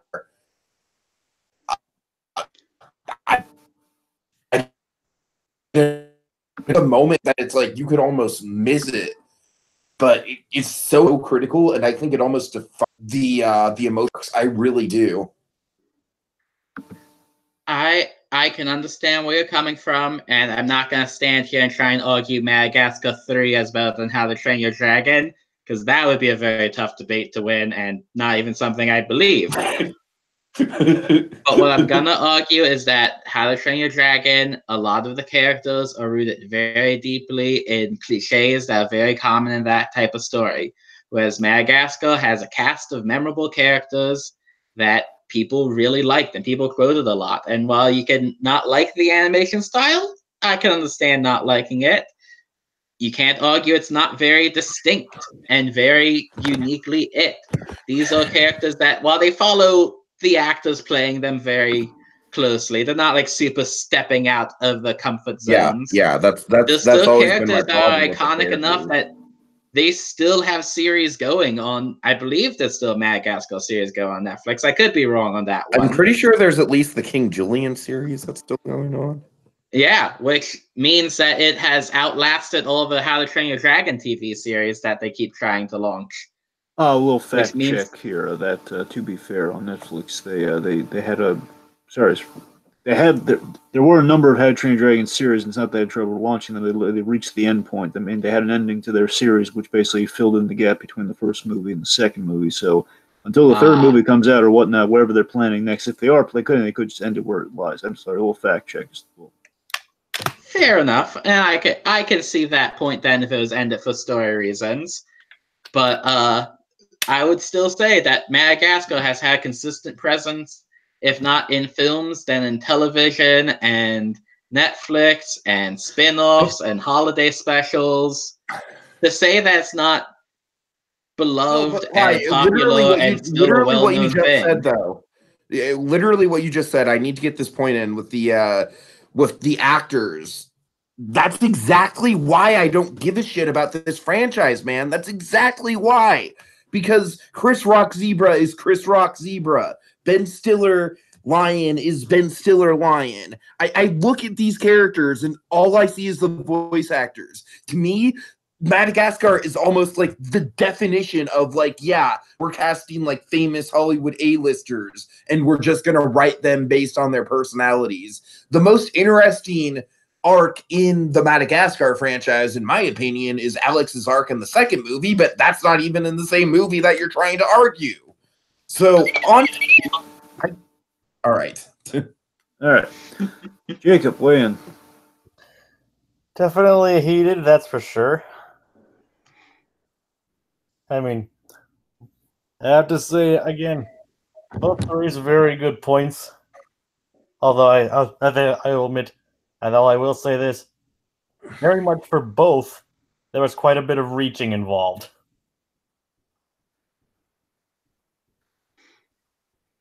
Yeah. Well, I didn't see as much. I didn't see as much reaching on both sides. I think Pi was reaching a little bit more, but then again, I think Tiki gave him maybe like half a reaching kind. Basically, let me tell you how I described this. I think it was a seesaw round because guys, I was all over the place during this round because at some points, I think. I think Pi started off solid, but then I think Tiki just kind of like, then he kind of took the seesaw and, and he's like skyrocketing. I think Tiki started off like ironclad. However, Pi laid out a trap that Tiki walked into a bear trap of a moment during this here. He walked into a bear trap as basically Pi, and again, this went back and forth. So I'm saying this literally went all over the place. But again, Pi brought up the point. He basically used Tiki's focusing on the movie and threw that in his face. For a while, I'm looking at Pi there saying, oh my God, Pi got him. I mean, basically, Tiki at that point had the better argument. Pi's kind of got him with his logic that he's focusing on the movie and kind of the franchise before he's focusing on that specific moment. However, again, it went back and forth continuously from that, where it then goes to Tiki basically having the point that it's a nice moment, but not worth that basically he gets back to focusing on the moment. Where it's a nice, basically it's a very interesting round to say the least. Again, not as like I think the last round was far superior, but this round was it's like on the edge of your seat, kind of tense. So again, good in a different way is what I'm saying. But Tiki's, it's a nice moment, but not worth kind of sitting through the whole movie to get to just said moment where I'm getting a sense How to Train Your Dragon on his end of it would be that. But then we get to the whole reaching kind of thing where then you guys are kind of like, what, if it's like the gravity defying seesaw moment where basically you're both kind of like, somehow you're both not on the ground, you're not in midair, you're just kind of in the middle somehow. It's like there's some wire work going on, just should not be there. There was a point there basically you're talking about gravity. Basically, when you guys are talking about the series, that's when you guys really went off track there. I think that's the main. Jacob, is that the main reaching you're talking about? Because that's the main reaching I got from both sides. Like, yeah, you guys are just like you're defying gravity with kind of your hyperboil there. Partially. But I got to tell you, so Jacob, let me ask you this: who are you? Before I read off some comments here, Jacob, who are you in favor of this round? Before I cast the final. It's tough to say, really. I mean, based on the moment, obviously, I'd have to go with Tiki's, obviously, but the strength of argument is going to be tougher to determine because they both raise very, very interesting points. And I guess, in all honesty, either way, I'm more leaning towards Tiki. Okay. Well, let's see here. Just want to read through some comments before I cast the final stone, as it were. Oddly enough, there's kind of a big kind of Wreck-It Ralph kind of conversation going on in the comments here, but I won't get into all of that. Yes, there's like a big old Wreck-It Ralph kind of conversation. Basically, it's spun off from the Madagascar, basically from the conversation about Madagascar, and I guess sequels were kind of the the divining rod of that conversation. There's good, interesting stuff to look at later on, too. I'll give you that much. But also, let me see. I think Pixie Grump, one of our new commenters in the section here, he disagrees with both your choices. It would seem like both of you are wrong. Either talking about your arguments or most likely your picks. Okay, that might be Pixie Grump has a far better moment in mind, but the heartfelt moment. Neither of those moments are. Yeah, I'm sorry. You clarified right here. I'm sorry. I'm reading down the list here, folks. Neither of those moments are the most heartfelt of DreamWorks of DreamWorks movies, which again is a fair point. There are a number of great heartfelt moments in DreamWorks catalog, so by all means. Anyway, sorry,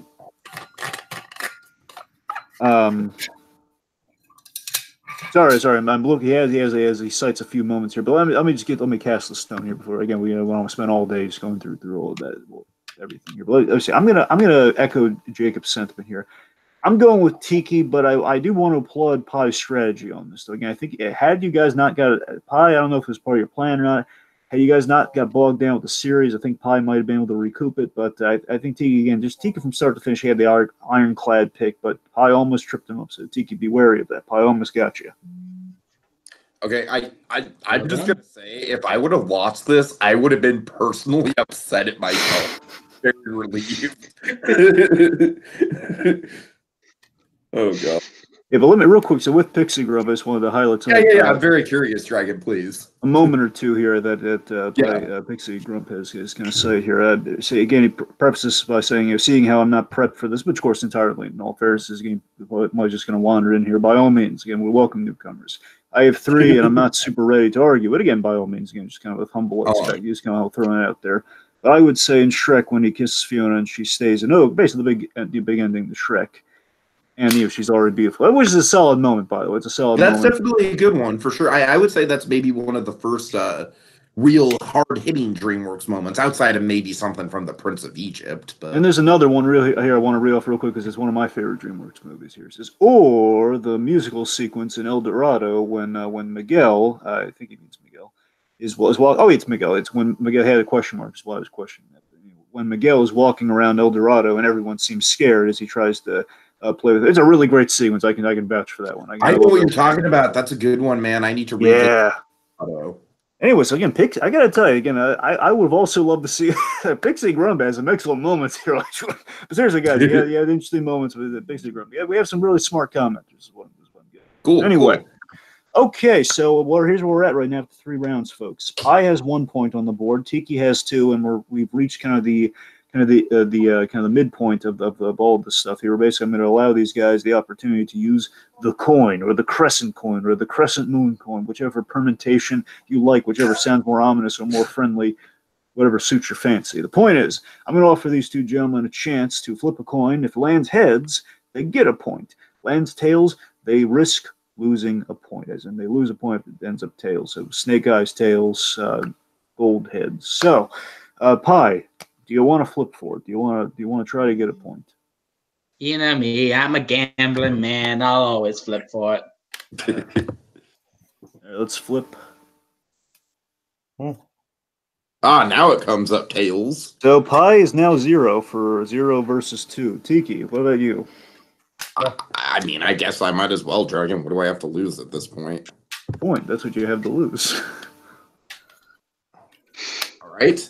And earlier I believe you were the one complaining about you just kept flipping it heads, and I think now it's going to. You wanted to see tails, Tiki. You got tails. Well, you had to flip it all those times. This is exactly why I was complaining about it, because I knew it'd end up like this. I knew that tails was overdue. You didn't have your own fault. You didn't have to flip it. All right. All right, so folks, there's some comedy of errors. It would seem that Pie now has 0 points and Tiki has 1. So Pie still could win it back. So now There we go. So now for any newcomers. I mean, as Dragon, I've pretty much come from nothing to win these in the speed round questions. Oh, someone's questioning the coin. I just want to address this real quick. So Twilight Zone is saying virtual coins are rigged. They are always tails, always. Well, again, Twilight Zone. I'm not saying you're wrong, but I am saying literally 4 times at the beginning of the show, and it came up heads each time. The Twilight Zone. I'm not saying you're wrong, but I'm just saying it's on the record somewhere. Check the tape. It was like heads. Did you flip it on air? I just want to. Yes, it's on air. Yeah. Yeah, you can go back and check the tape. Like flip it like 3 or 4 times, all heads. So. Oh boy. Okay. Anyway, so also Pixie Grump, stop listening out great moments. We're past that now, man. We love them. We're past it. Sorry, it's making me think of Rise of the Guardians now, which is another great movie. Anyway, I've never seen Rise of the Guardians or El Dorado. Sadly. Sorry, what was that question? I'm just saying I've never seen El Dorado or Rise of the Guardians, unfortunately. No, seriously, Jake, check them out. They're really good. I think at least El Dorado's on Netflix. Yes. Yeah, I know El Dorado. I think Rise of the Guardians sometimes is on Netflix. I guess now it's probably not, especially during it's an Easter movie, so technically it probably won't be around during Easter. Anyway, Okay, so in case anyone's curious how the speed round works, very simple. Just for any newcomers here as well. We have 30 seconds, 15 seconds, 30 seconds. As in, wait a minute. Sorry, I'm sorry. It's been a while, folks. We just do 30 seconds followed by 15 seconds. We kind of economized it a little bit. So basically, whoever speaks first has to go first, and then the timer will run for 30 seconds. Greg, Then, if you want to, really quick, we usually play to 5, but since there's only one point on the board, do you want to just play to 4? you mean whoever gets the 4 points first wins? Yes. Yeah, sure. Why not? Just to speed it along because we've already been going for an hour and a half. That's a good point. All right, we'll play a 4 then. Okay. Okay. All right. So that's just you guys ready for the speed round? Yeah, let's do it. Yeah. All right. I teased an Oscar theme earlier in the thing, so there might be some Oscar questions this week and some Oscar questions next month when we do the next installment. So. Okay, let me hit you one before we get any vaguely Oscar-related questions. Let me hit you with one that's kind of Valentine's Day related because we are in February after all. Okay, best DreamWorks couple. Shrek and Fiona. All right, Tiki's got Shrek and Fiona. I'm gonna go Hiccup and Astrid. Oh, nice Astrid. choice. Is that how you said? Yeah, Astrid. Dragons. Yeah. I always forget a name. Boy. It's not that hard to remember. All right, Tiki, whenever you're ready, 30 seconds on the clock. Oops. Hold on, let me reset that. Pi, thank you so much for just so swiftly demonstrating why your choice is not the best pick. Nobody remembers Astrid's name. Everybody remembers Fiona, even though she's like the third build character in that movie after Shrek and Donkey. Everyone knows Fiona.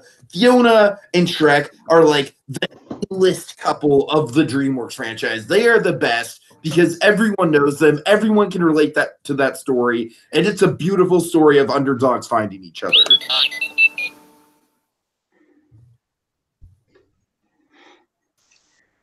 As amazing as Shrek and Fiona are, they are amazing in a very fairy tale way. And while it's a deconstruction of fairy tale way, it's still a very fairy tale way. Whereas with Hiccup and Astrid, those characters feel very real, very grounded, and that makes their relationship feel very real and grounded.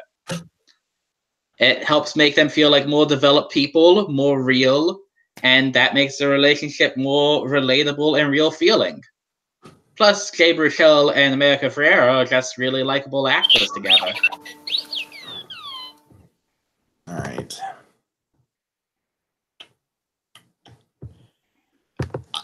I mean, honestly, Pi, I really don't think there's that much fairy tale involved with Shrek and Fiona at all. At the heart of Shrek and Fiona, it's two flawed people finding the inner beauty in each other, and I think that's a universal theme. And Hiccup and Astrid are just...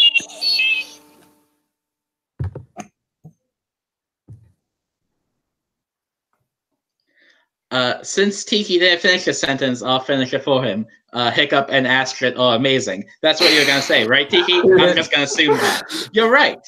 And while Shrek and Fiona do have a very relatable story, the characters themselves are very broad, over the top, and comedic, and don't feel like real people. Interesting. Jacob. This is definitely interesting. I mean, both are very good choices, and both have very good points lobbied against them. It's like, as far as couples and stories go, it's really like comparing apples and oranges.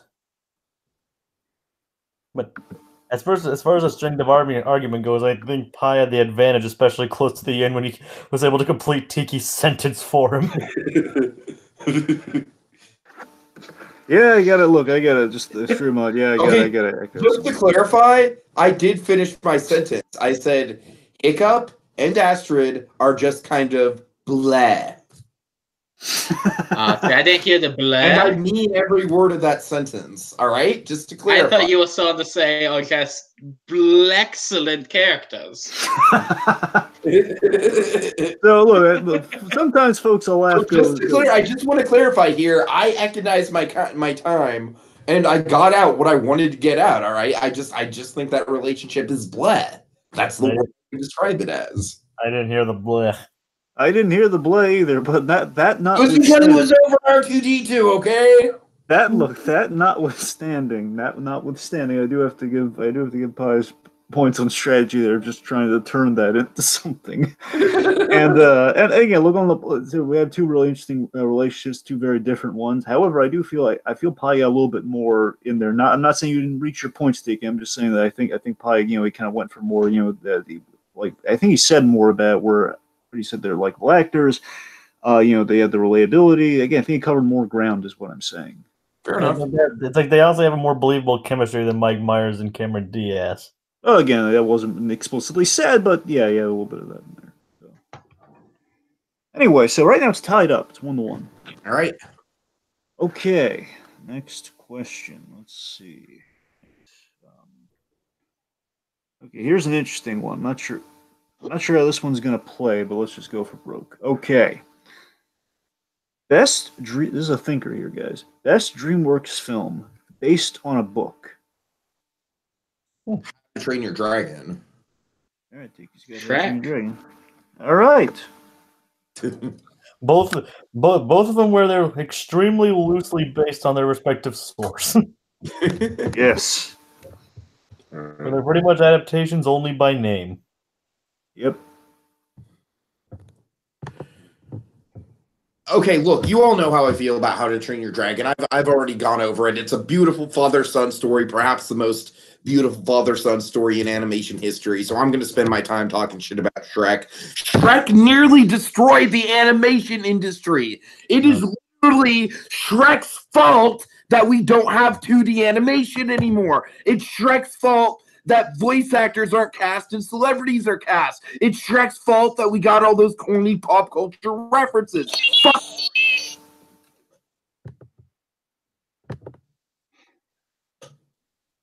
Okay.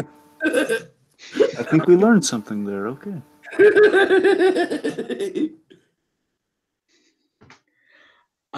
Let me start by saying you can't blame Shrek for bad ripoffs of Shrek. And whatever your feelings are about Shrek, it was an iconic movie that changed the film industry and had a huge cultural impact. And it's just a good movie.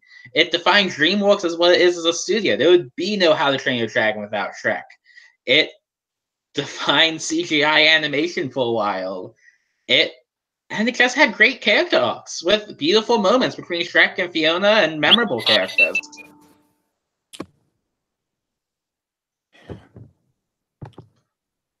I think Shrek put DreamWorks on the map, but literally no one respects the Shrek franchise anymore, hence all the memes. How to Train Your Dragons made DreamWorks a respectable animation studio and an animation studio to absolutely contend with in terms of critical reviews.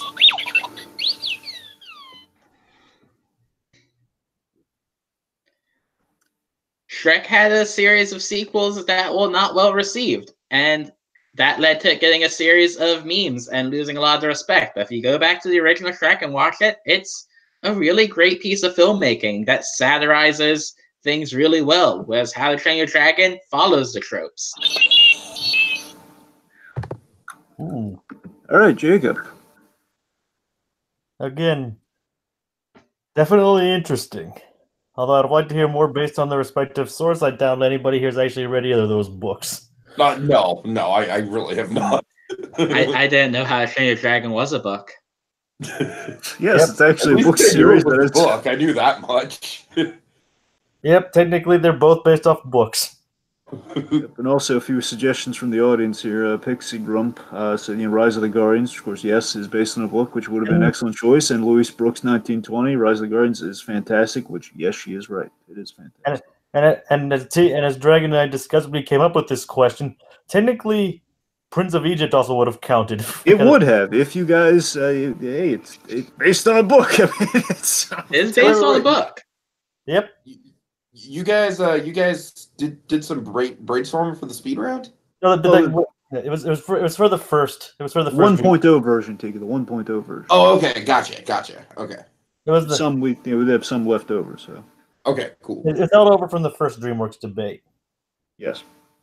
Anyway, so okay, looking at this, I gotta be honest. I kind of, I think Pi took a risk at the end of this round because for a moment I was his 15-second blow. I was thinking, what the heck is Pi doing? But then he kind of ended with throwing some shade at Train Dragons. It's nothing but tropes. It was like, okay, that's really good. That was a good end. I'll admit. Because again, I was thinking, oh my god, he's like stepping in front of the firing squad. What's he doing, man? What's he doing?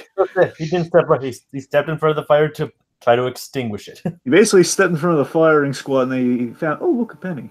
That's pretty much what happened. But no, seriously, it's honestly this. I mean, whether I agree with Pi or not, the fact that Tiki just said barely anything about Train Dragons, forgoed his entire opening statement to just to completely berate Shrek. And it was aggressive, and it was passionate, but still, I really feel I'll give him that, but by the same token, he just didn't say really anything to defend Train Your Dragon. I literally just didn't want to repeat things that I've already been talking about with how great How to Train Your Dragon is throughout the whole hour and a half we've been all on air. All With right? the question that's best DreamWorks film based on a book, let's not talk about all the good stuff that How to Train Dragons. Right? Excellent strategy, which is why Pi gets the point. Yeah. Fair enough, Dragon. You got me there. It was a bold strategy that didn't pay off. Okay. Bold in all the wrong directions. Correct me if I'm wrong. Didn't I do a speedrun question at one point where I kind of had to talk shit about Walt Disney himself? I think so, yeah.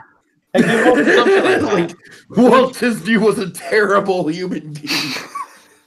Based on one of your arguments with "I'm a little teapot short." Well, yes, but let's not address why that happened. The horror. Anyway, all right. Okay, here's one for you. Okay, who should be DreamWorks' company mascot / most identifiable character? Like, what is the most identifiable character in the DreamWorks category? Like, short of the boy on the moon, who would be the mascot of DreamWorks? Toothless. I'm sorry, Pi, what? Oh, I said Toothless, but I can change if Tiki has it. I don't know who said it first. I heard Pi first. Okay, Shrek. All right. The boy on the moon should get his own movie. I can't help but notice there's just a really heated kind of theme to this show. A lot of Shrek versus How to Train Your Dragon. Jacob, am I crazy with that, or is there somewhat of an undefined pattern there? That's mainly what these speed rounds are they're dwindling into. It's like, how does it Shrek? And I just said the boy on the moon should get his own movie. The boy in the moon should be the referee between the fight between Toothless and Shrek, and that should be the plot. Well, again, if you want to be all technical and like cite Rise of the Guardians again, you have like 2 points of like, well, I mean, we had Jack Frost kind of as the boy in the moon. Then you have literally the moon as a character in that movie. So Rise of the Guardians really would be the perfect kind of mascot retroactively when you think about it. But anyway, all right, whenever you're ready. Right. So Shrek might seem like the obvious choice, but as you said in the last round, he's become so much of a meme, and he's had a lot of diminishing returns for the previous movies. And his next movie is going to be made by Illumination, not DreamWorks at all. Whereas with Toothless, as you said earlier, he's very recognizable, very fun, and the type of character you can really use as a mascot because has a lot of personality, but he's a fun cartoon animal, and that works really well for a mascot who just need to simply stand there and wave. You know what? Shrek might be a meme, but he's like just as instantly recognizable. And Pi, I can throw arguments back in your face too. You said that Shrek was absolutely like the big launching off point for DreamWorks and something that absolutely changed animation forever. Yeah, sure. Let's go with that because that is true. For better or for worse, Shrek changed the face of animation and put DreamWorks on the map in a big bad way. And frankly, no matter how long DreamWorks exists, there will never be a character as recognizable as Shrek. Tonight, you have made a lot of good arguments in favor of How to Train Your Dragon, so I'm just going to keep using them. You said that How to Train Your Dragon is what launched the new age of DreamWorks as critically acclaimed movies, and it did. Shrek is the old DreamWorks. How to Train Your Dragon and Toothless is the new one.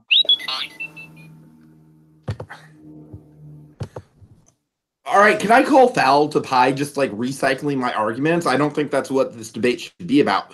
Frankly, Shrek is like an icon of the entire animation industry, and you said so yourself that the characters of How to Train Your Dragon aren't as recognizable as the ones from Shrek.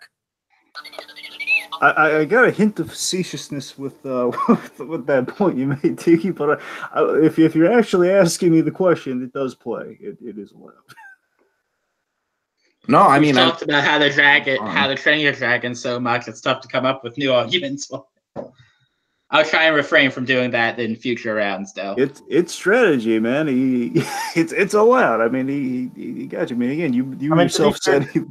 I mean, to be fair, Tiki, you kind of do the same thing. That's true. I know. All right, so Jacob, who are you leaning towards? I don't know. I mean, I really like Pie's new DreamWorks, but again, Tiki brought to the surface like how much of a cultural impact that Shrek has. I just love the tension within this round. I gotta be honest, just love you both just very, just so aggressively complimentary towards what the others have done. This debate weaponized in this round. That's what I'm getting a kick out of first. And who said Illumination was making? Did someone say Illumination was making the next Shrek movie? Well, it's a little complicated. It's kind of a yes and no. Where I believe DreamWorks is still technically making it, but we have the Illumination crew, and it's sort of like the first since the new partnership between them. So the jury's out on how exactly. Well, I don't know which studio. I heard they were doing in overseas where Illumination is. I'm not 100% on that. So it's yes, a little bit of yes and no. All right. One being, it's kind of a co-production. It's like Peter Coffin's directing it, and it's possibly going to have the new animation software Illumination use. It's unclear. Anyway, okay. So in terms of a little real quick here, so some alternate choices here. Twilight Zone has thrown a Barry the Bee as the mascot, which would be hilarious and very dated, but hilarious. Yes. I wish I would have thought of that. Who doesn't like Jerry Seinfeld? I mean, come on. Talk about recognizable. 9 years, and again, still like a lot of Rise of the Guardians love from the gang here, especially Pixie Grump, which again, just basically kind of feeding off of all the rest of the Rise of the Guardians love, which again, underrated movie, folks. I don't know what to tell you. All right, anyways, I'm sorry. So I'm gonna have to again. I think this one was really even. I want to say that for the record. I do. I think it's really even, but I mean, I'm leaning to look. Sorry, it's really hard to call this one. Anyone in the chat feeling one way or another? You know what? Let's open up for a moment here. Let's just see what happens, guys. I'm gonna let whoever first comments here call the round. Okay, just say who they want. Whoever comes up first. That person. I'm going to give it, start the timer. Let's give it 1 minute. Okay, fair enough. See what happens. 1 minute, you can decide the round. You can decide who gets this point. It's a gimme for the audience. Okay, we got one. Pixie Grump votes Pie. Oh, God. Okay. So Pie has 3, Tiki has 1. I'm not quite sure how legitimate that is, but sure, why not? Let's do it. Okay, if you actually have a problem with it, otherwise we can... No, I don't have a problem with it. It's fine. It's that's what the audience is there for, honestly. So I mean, the audience has been really on point this stream. Yeah, you're right. You're right. I'm not arguing with it, Dragon. It's fine. And then again, like you were close to it though, because like Twilight Zone just shortly commented afterwards Shrek. It was a photo finish, folks. It was a photo. Oh God. Finish. Okay. I can accept that. However, I am now 2 points behind, and I really need to catch up. So this could be. Okay, I'm going to give you guys an interesting. If it makes you feel better, you basically argued against yourself that round. I know. I really did. This is officially my favorite question of the night so far. The one we just talked about. Anyway, all right. Okay, I'm gonna try. I'm just gonna see if you guys can even answer this one before I rule it out. Just see. God. I'm gonna go for crazy on this one again. If you guys have not seen this movie, then obviously I'm gonna have to veto it. But let's just see. Well, I know you have, Tika's question if Pie's seen it. So if Pie hasn't seen it, then obviously we gotta pick a different question. Okay. Best joke in Shark Tale. I can't answer that. Pie? I can't. I literally can't. It's been a long time. Oh, I'm Yeah, trying to I think saw of it anything once. that didn't just crush my I soul. think I was in vacation I think I was in Reno when I saw that movie on a family vacation, and I saw it once. I cannot answer that. Okay, wait, no, hold on. I'm just gonna go ahead and say just the presence of Martin Scorsese. Would that count? It's not a joke. That's a cast. The presence of Martin Scorsese is literally a joke. He should. No, you have to go for like a intended. Then I can't do it. I can't do it. I swear I can't do it. I'm sorry. That's asking too much, Striker. I mean, maybe funniest moment in B movie, sure, but all right. Okay, for the record, the funniest moment in B movie is B Larry King. That is funny. Okay. Yeah. I mean, you got the I little can't argue suspenders and against that everything. All right, fine. But speaking of casting, especially some stuff earlier on, I'm waiting for this one. Again, given the Oscars of it all, again, a little vaguely Oscar inspired. We're going to be more directly inspired next month, I assure you, but let's just throw this one. Okay. Worst case of stunt casting. Most egregious case of stunt casting in DreamWorks film history. Oh, man. Will Smith. Justin Shark Tale. Okay, Justin fucking Timberlake. All right. Okay, first Pie had... Who's he in the DreamWorks movie? Hardy. Well, from Shrek the Third. Oh man, I hate saying that name. Hate saying that. Okay, so Will Smith. Okay, again, Tiki has Justin J. Timberlake.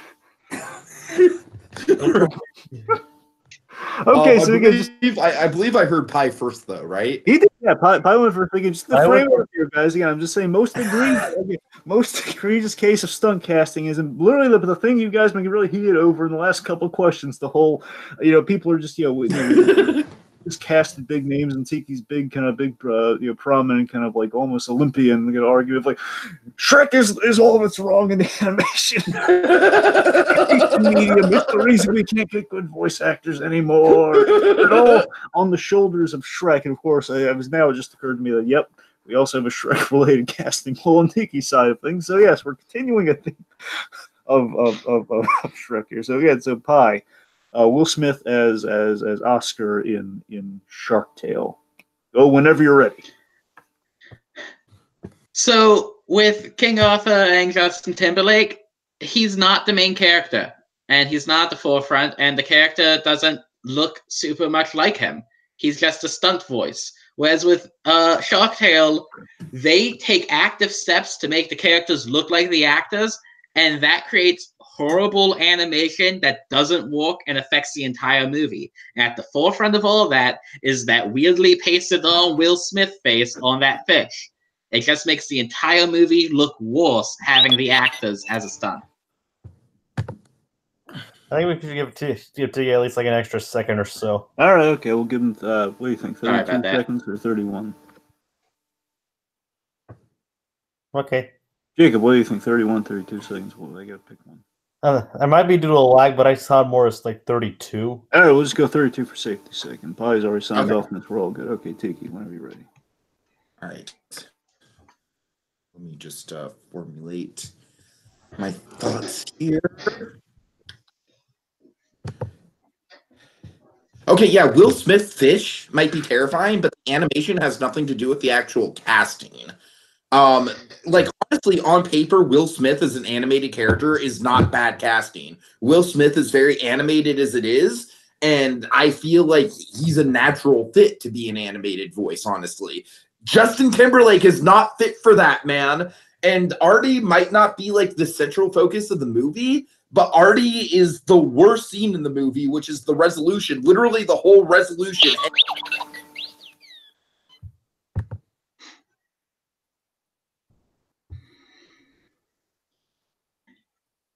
You say that the animation or that the casting shouldn't be blamed for the animation, but the animation is the way it is because of the casting.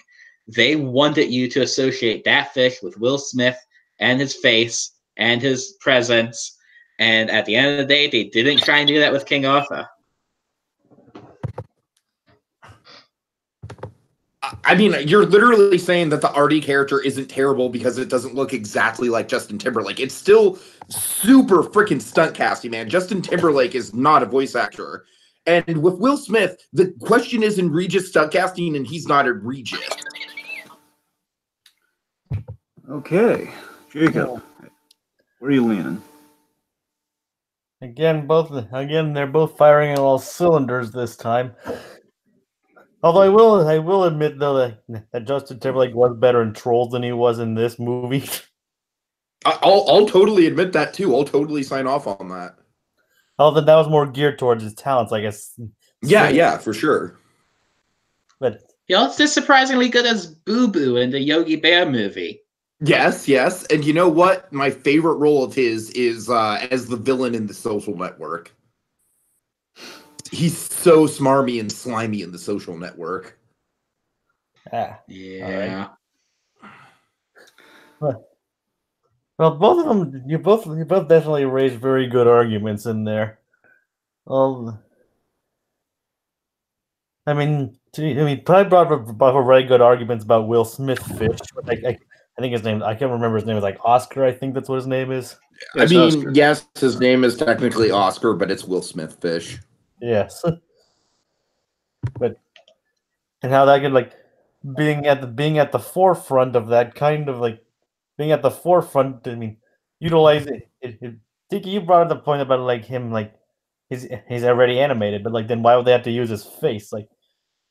That's I think that's what Pi was going for with the whole if he's already so animated, why do they have to use it? Why do they have to plaster his face onto a fish? But you also brought forward the good point about how Artie's presence is completely almost like they kind of erased Justin Timberlake in that kind of role. It's kind of unnecessary for him to be there. All right, so real quick, Twilight Zone echoes your sentiments that Justin Timberlake. Many things you can say about the man, but the man can do a good boo boo.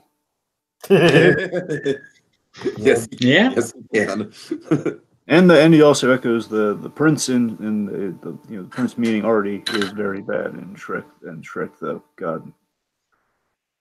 Yes, Twilight Zone, you're absolutely correct about that. Anyway, okay, so folks, guys, you had excellent picks. I want to make that clear. You both had excellent, terrible picks. You both had the best of choices in the worst. And let's see. I got to tell you again. I think it's really close here, but I'm gonna have to. I think I'm gonna go with Tiki here because I think Tiki's gonna definitely have my attention with animation ain't casting point. Where again that casting has to be picked before they do the animation. Again, yes, Pi had a point about again that's very intentional to make that fish look like Will Smith, but still just in concept. Again, I wish Tiki would have just highlighted the whole he's cast because he was dating Cameron Diaz. I think that would have easily won it to him without hesitation. But yeah, it's that's the thing. Here's the horrible thing. I just want to highlight this real quick. This isn't why Tiki won the thing, and Tiki's had other phrases in different ways. But I mean, just on unrelated note, what's so horrible just in that movie is the fact that they chances are animation takes a couple of years. They were dating and they were a thing. Well, they're doing the second Shrek movie, and they found this out after the fact. So again, when they're doing the third one, they probably bring him in, and of course, the two of them they kind of split up, so they're kind of stuck with him in the movie in a prominent role. Not only that, a role where they have no interaction in that movie whatsoever, and not only that, again, they're cousins in that movie, which is kind of screwed up when you really think about it. So it's all just really sick and wrong. But again, the sick and wrong and all that notwithstanding, I think the point is Tiki's still in the game with it's 2 points versus Pi's 3 points. So Tiki's down, but he's not out. All right. Okay. Next question here. Okay, here's another good one here. Okay. What is... All right. Jacob, I'm going to throw this to you. Should I go for something breaking, or should I go for something? Should I go for a very DreamWorks centric question? I'm going to toss it to you. Should I kind of break formula here and talk about something vaguely very, very vaguely DreamWorks related, mostly Disney related. Though. What do you Should I go with some breaking news, or should I go with just something really heavily like deep DreamWorks? Let's just stick with. I think it's ultimately up to you, but let's just stick with DreamWorks for if that's what you have. Okay, I gave it a shot. So, okay, most embarrassing DreamWorks moment. It doesn't even have to be in the movie. It can be a call. It can be just most embarrassing DreamWorks moment. Period. However you want to interpret that. Most embarrassing faux pas. Casting moment in a film, choice in choice in something in marketing, whatever. They would be specific about it, but whatever most embarrassing DreamWorks moment. Huh. Like a moment that makes you like, oh, DreamWorks. Why? Teamwork did not make the dream work. Why? Oh.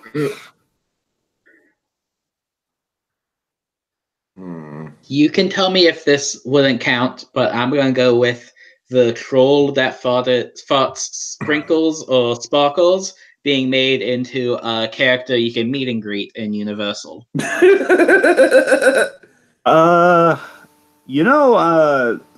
I did make this broad pie, but I think I'm gonna have to shoot that one. Maybe it's a smidge. Fair enough. Yeah, that's not good. It's a little bit of a stretch. Bit of a micro cut. Then I'm just gonna stick with the troll that farts sparkles in general. Right.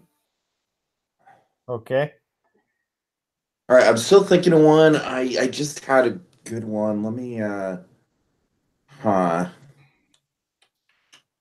I'm trying to think of something that's like just outside of like a bad moment in a movie. That's the thing. That's kind of the tricky part of this question. Oh, Pixie Grump has a suggestion. Would you like to hear it? The Boss Baby getting a Netflix show. You know what's so interesting? Pixie Grump made the Boss Baby suggestion as well. Yeah, I'm gonna go with the Boss Baby Netflix show. Okay, so let's. So Tiki is going second, and he has the Boss Baby show. Okay, and just to recap, Pie. What is yours? The fact that there's a naked sparkly troll that farts sparkles as a major character in Trolls. The fact that there was a nude sparkly character in a movie for children that features trolls. Oh man. Are you going with that, Pie? Yeah, not the character in the park, just the character in the movie. Gotcha. I mean, I just want. I'm not trying to be facetious. I'm literally just. I just want to clarify. Okay, just naked troll in an animated movie. Gotcha. Yeah. All right. Okay, Supply. Whenever you're ready. So, if there's one thing that we have really established tonight, is that How to Train Your Dragon was a great movie and really set DreamWorks up on a better track to be more critically acclaimed. Then Trolls comes around, and as has been stated, has a naked, sparkling troll character that thought sparkles. And they thought that character was so popular and tied to their brand that was in the marketing for the movie. It's in the fireworks show at Universal and in the park. And there's a character with a defined butt, exposed, farting sparkles.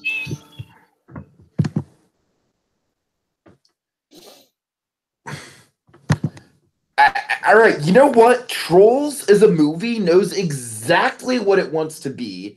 It embraces the fact that it's over the top. And yeah, sure, a troll that's far. I mean, honestly, that's not even like far from being the most crude thing in a DreamWorks movie.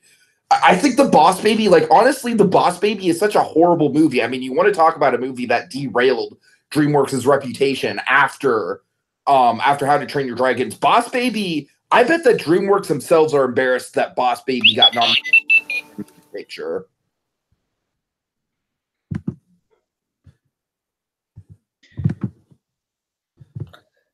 Man, I think it actually came out after Captain Underpants. People liked that one. I never saw that one. That was great. I'm pretty sure Boss Baby came. Right. No, wait, maybe you're right. I think Captain Underpants did come after Boss Baby. Yeah, I'm pretty sure Boss Baby was before Captain Underpants. It was 2017, wasn't it? Yeah, because technically Captain Underpants was the last one through Fox. Yeah. Yes. Anyway. But about Boss Baby. it might not be DreamWorks' best, but at least it had some interesting ideas it tried. For all the party humor in it, it tried to blend, oh, is this imagination kids playing? Is this an emotional story? Is this real? Trolls doesn't have imagination in it. It has crude humor.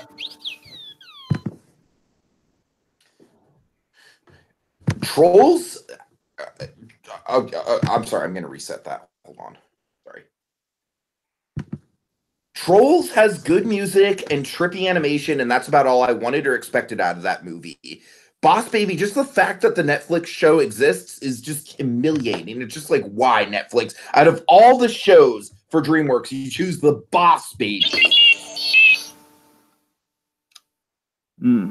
Jacob. I must definitely say I'm definitely more leaning in a certain direction this time. I mean, I'm not gonna say who or anywhere, but you can probably say so. I mean, okay, I mean, never mind. I'll say it anyways. Like, Tiki raised a very good point, Pi. That the farting troll really isn't even the most outrageous thing in that movie, let alone the most embarrassing thing in all of DreamWorks. So honestly, yeah, I'm majorly leaning towards Tiki this round. You know, it's interesting because I think Tiki kind of bombed in his first 30 seconds there because he wasn't even talking about the show. He was just kind of really distracted by the movie before he was even talking about what the deal with the show was. But then he did kind of pick up the slack after that with his 15 seconds, and I think he kind of. I mean, here's the thing that's got me though. Here's the reason I hesitate and just agreeing with you, Jacob, is because Pi then pointed out the redeeming qualities of the Boss Baby movie. But again, both of them barely talked about. Well, again, Pi didn't have to talk about the show, but Tiki just kind of got the show in there towards the last seconds, where again he kind of went off topic there, and Pi by the same point again he opened really on point there. So again, I don't know. I think I'm kind of applauding. I don't know. I think Pi was a little bit more on point. Think. Then again, it's. I mean, I'm sorry. Honestly, I'm just looking for specificity of what exactly was wrong with these because again, I think High opened with basically naked sparkly troll. It's a bad choice. It's poorly marketed and kind of put into the theme parks, which he's not wrong about. But again, Tiki kind of redeeming his a little bit. So again, it's kind of even, but they're both kind of like they're both not getting as specific as I would have hoped. Boy, all right.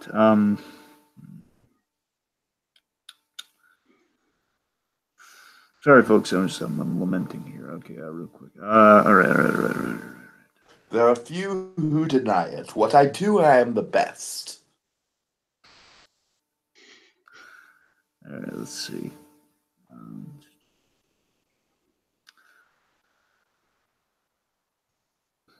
You know what?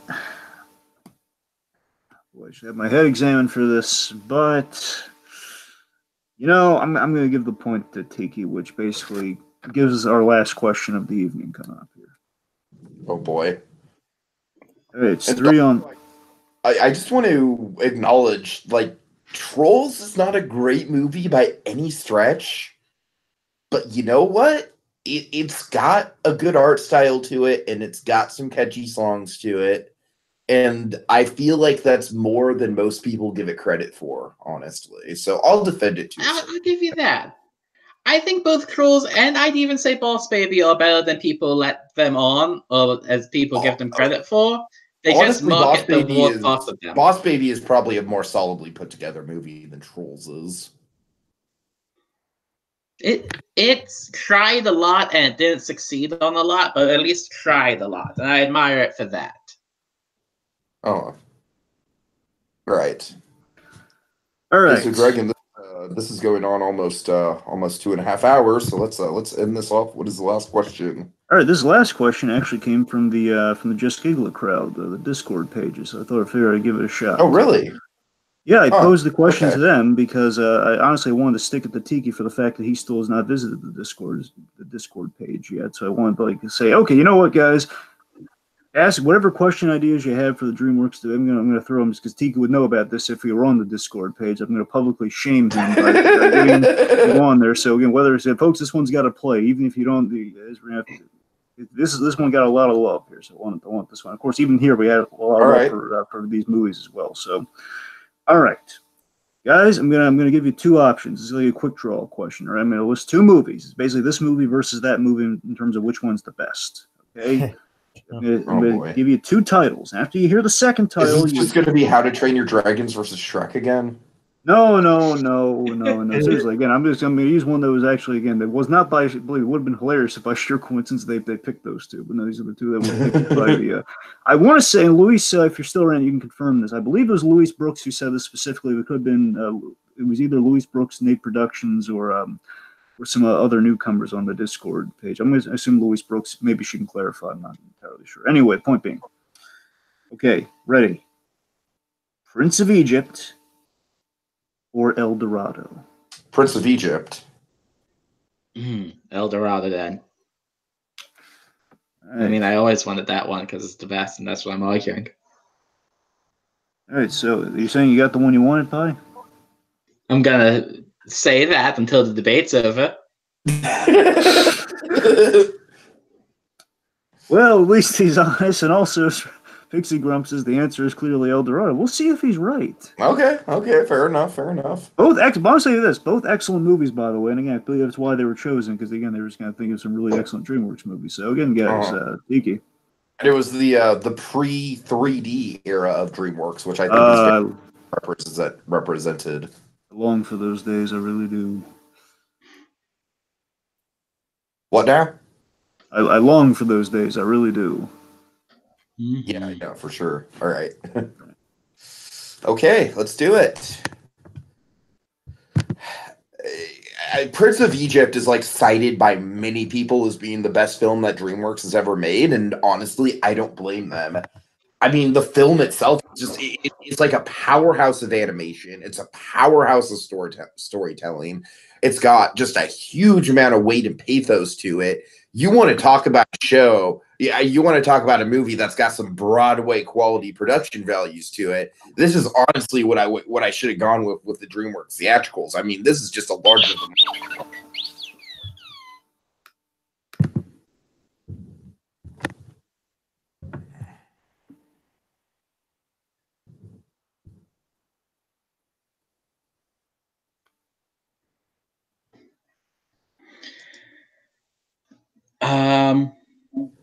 So, with El Dorado, when they were developing that, they took a look at a lot of movies and was like, there's the Han Solo type character, or there's the Indiana Jones type character. A lot of movies have that guy that everyone loves. With El Dorado, they took that concept and was like, well, what if every character was that guy? And that's what they did. And they have really likable, memorable characters that have outlived even memory of most of the movie. And that's what makes that movie so strong. Whereas Prince of Egypt, while it's good, is mostly just known for being played in Sunday schools.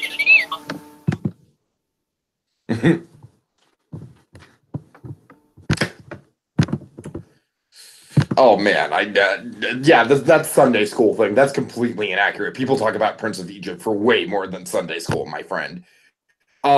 You know what makes El Dorado a weak movie is the fact that it has one of the most cliche lighter reveal twists. I shouldn't say weak, but the lighter reveal twist holds it back.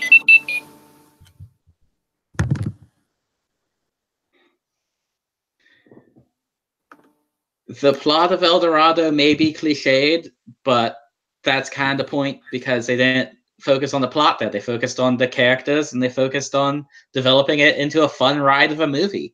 And Prince of Egypt, while it's got a lot of good artistic qualities, it's only known for artistic qualities, not for being really memorable or fun. Can I have 2 or 3 more seconds there? Yeah, I'm sorry, I went slightly over. I'll give you 3 seconds. All right. Fuck Shrek.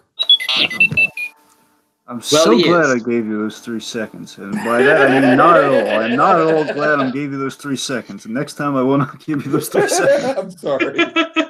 Anyway. So while my shame grows for Tiki, I gotta kind of table that on the side right now. I gotta backtrack to this. Okay, before I toss it to Jacob here, I just want to highlight some comments here. You got again Pixie Grump, as I mentioned in the El Dorado camp. Again, don't feel out in the cold, Tiki, because your Twilight Zone's Egypt. Nice. Not alone. Also, let's go back to the other. We were at the Rubin Chip. Excellent. Okay. All right. Anyway, so Jacob, how you feeling about this round? Who do you think convinced you?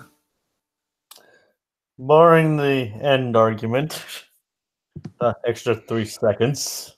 I'd say that both lobbied pretty interesting arguments, and like the arguments were varied, and like talking about like what. It's kind of like what boils down to what makes a good animated movie. It's like the plot and art, or is it the fun characters that it boils down to? It's really a match between those. I mean, arguably both have raised very good points for and against each other. I mean, that's pretty much all I can say. I mean, I haven't, as I revealed earlier, I haven't seen any of these movies, so I can't really weigh in on whether any of them are right or not. Well, honestly, I wish. I gotta be honest. I really wish that Tiki were kind of a little off image right now. Anyway, what was I saying? Oh yes. So look, guys, I gotta be honest. Sure thing happened. I don't know why it went there. Sorry. So I gotta say this. I really wish Pi would have refuted the liar reveal point, because technically it's not. Well, it's not exactly a liar reveal in El Dorado. It's kind of a liar reveal turned on its head, more accurately. But I wish he would have made that point, which I think would have helped kind of defend El Dorado a little bit. But again, Pi didn't really. He was arguing character. He was arguing the cult following. However, he did kind of open himself up to scrutiny with the Sunday school point. And again, I think Tiki also firmly stood his ground. I think he had a glowing recommendation for Prince of Egypt. Again, I felt it was a little. I felt that was a little stronger than Pi's opening for El Dorado, and basically I think Pi could have stuck the landing more. But again, it was close, guys. But it's going to Tiki, and again, surprisingly, Tiki really dug some holes for himself earlier in this. But Tiki, amazingly, has seemed to have won our little DreamWorks debates here. So Tiki wins. Yay! Right. Congrats. All right. Way to go, sorry. That's like all I'm saying. Way to go. Sorry, like the podcast is being bookended by technical difficulty. Yay! Ah, boy, so there we go. Should I do a plug while you try to Come from behind. I planned it all along. It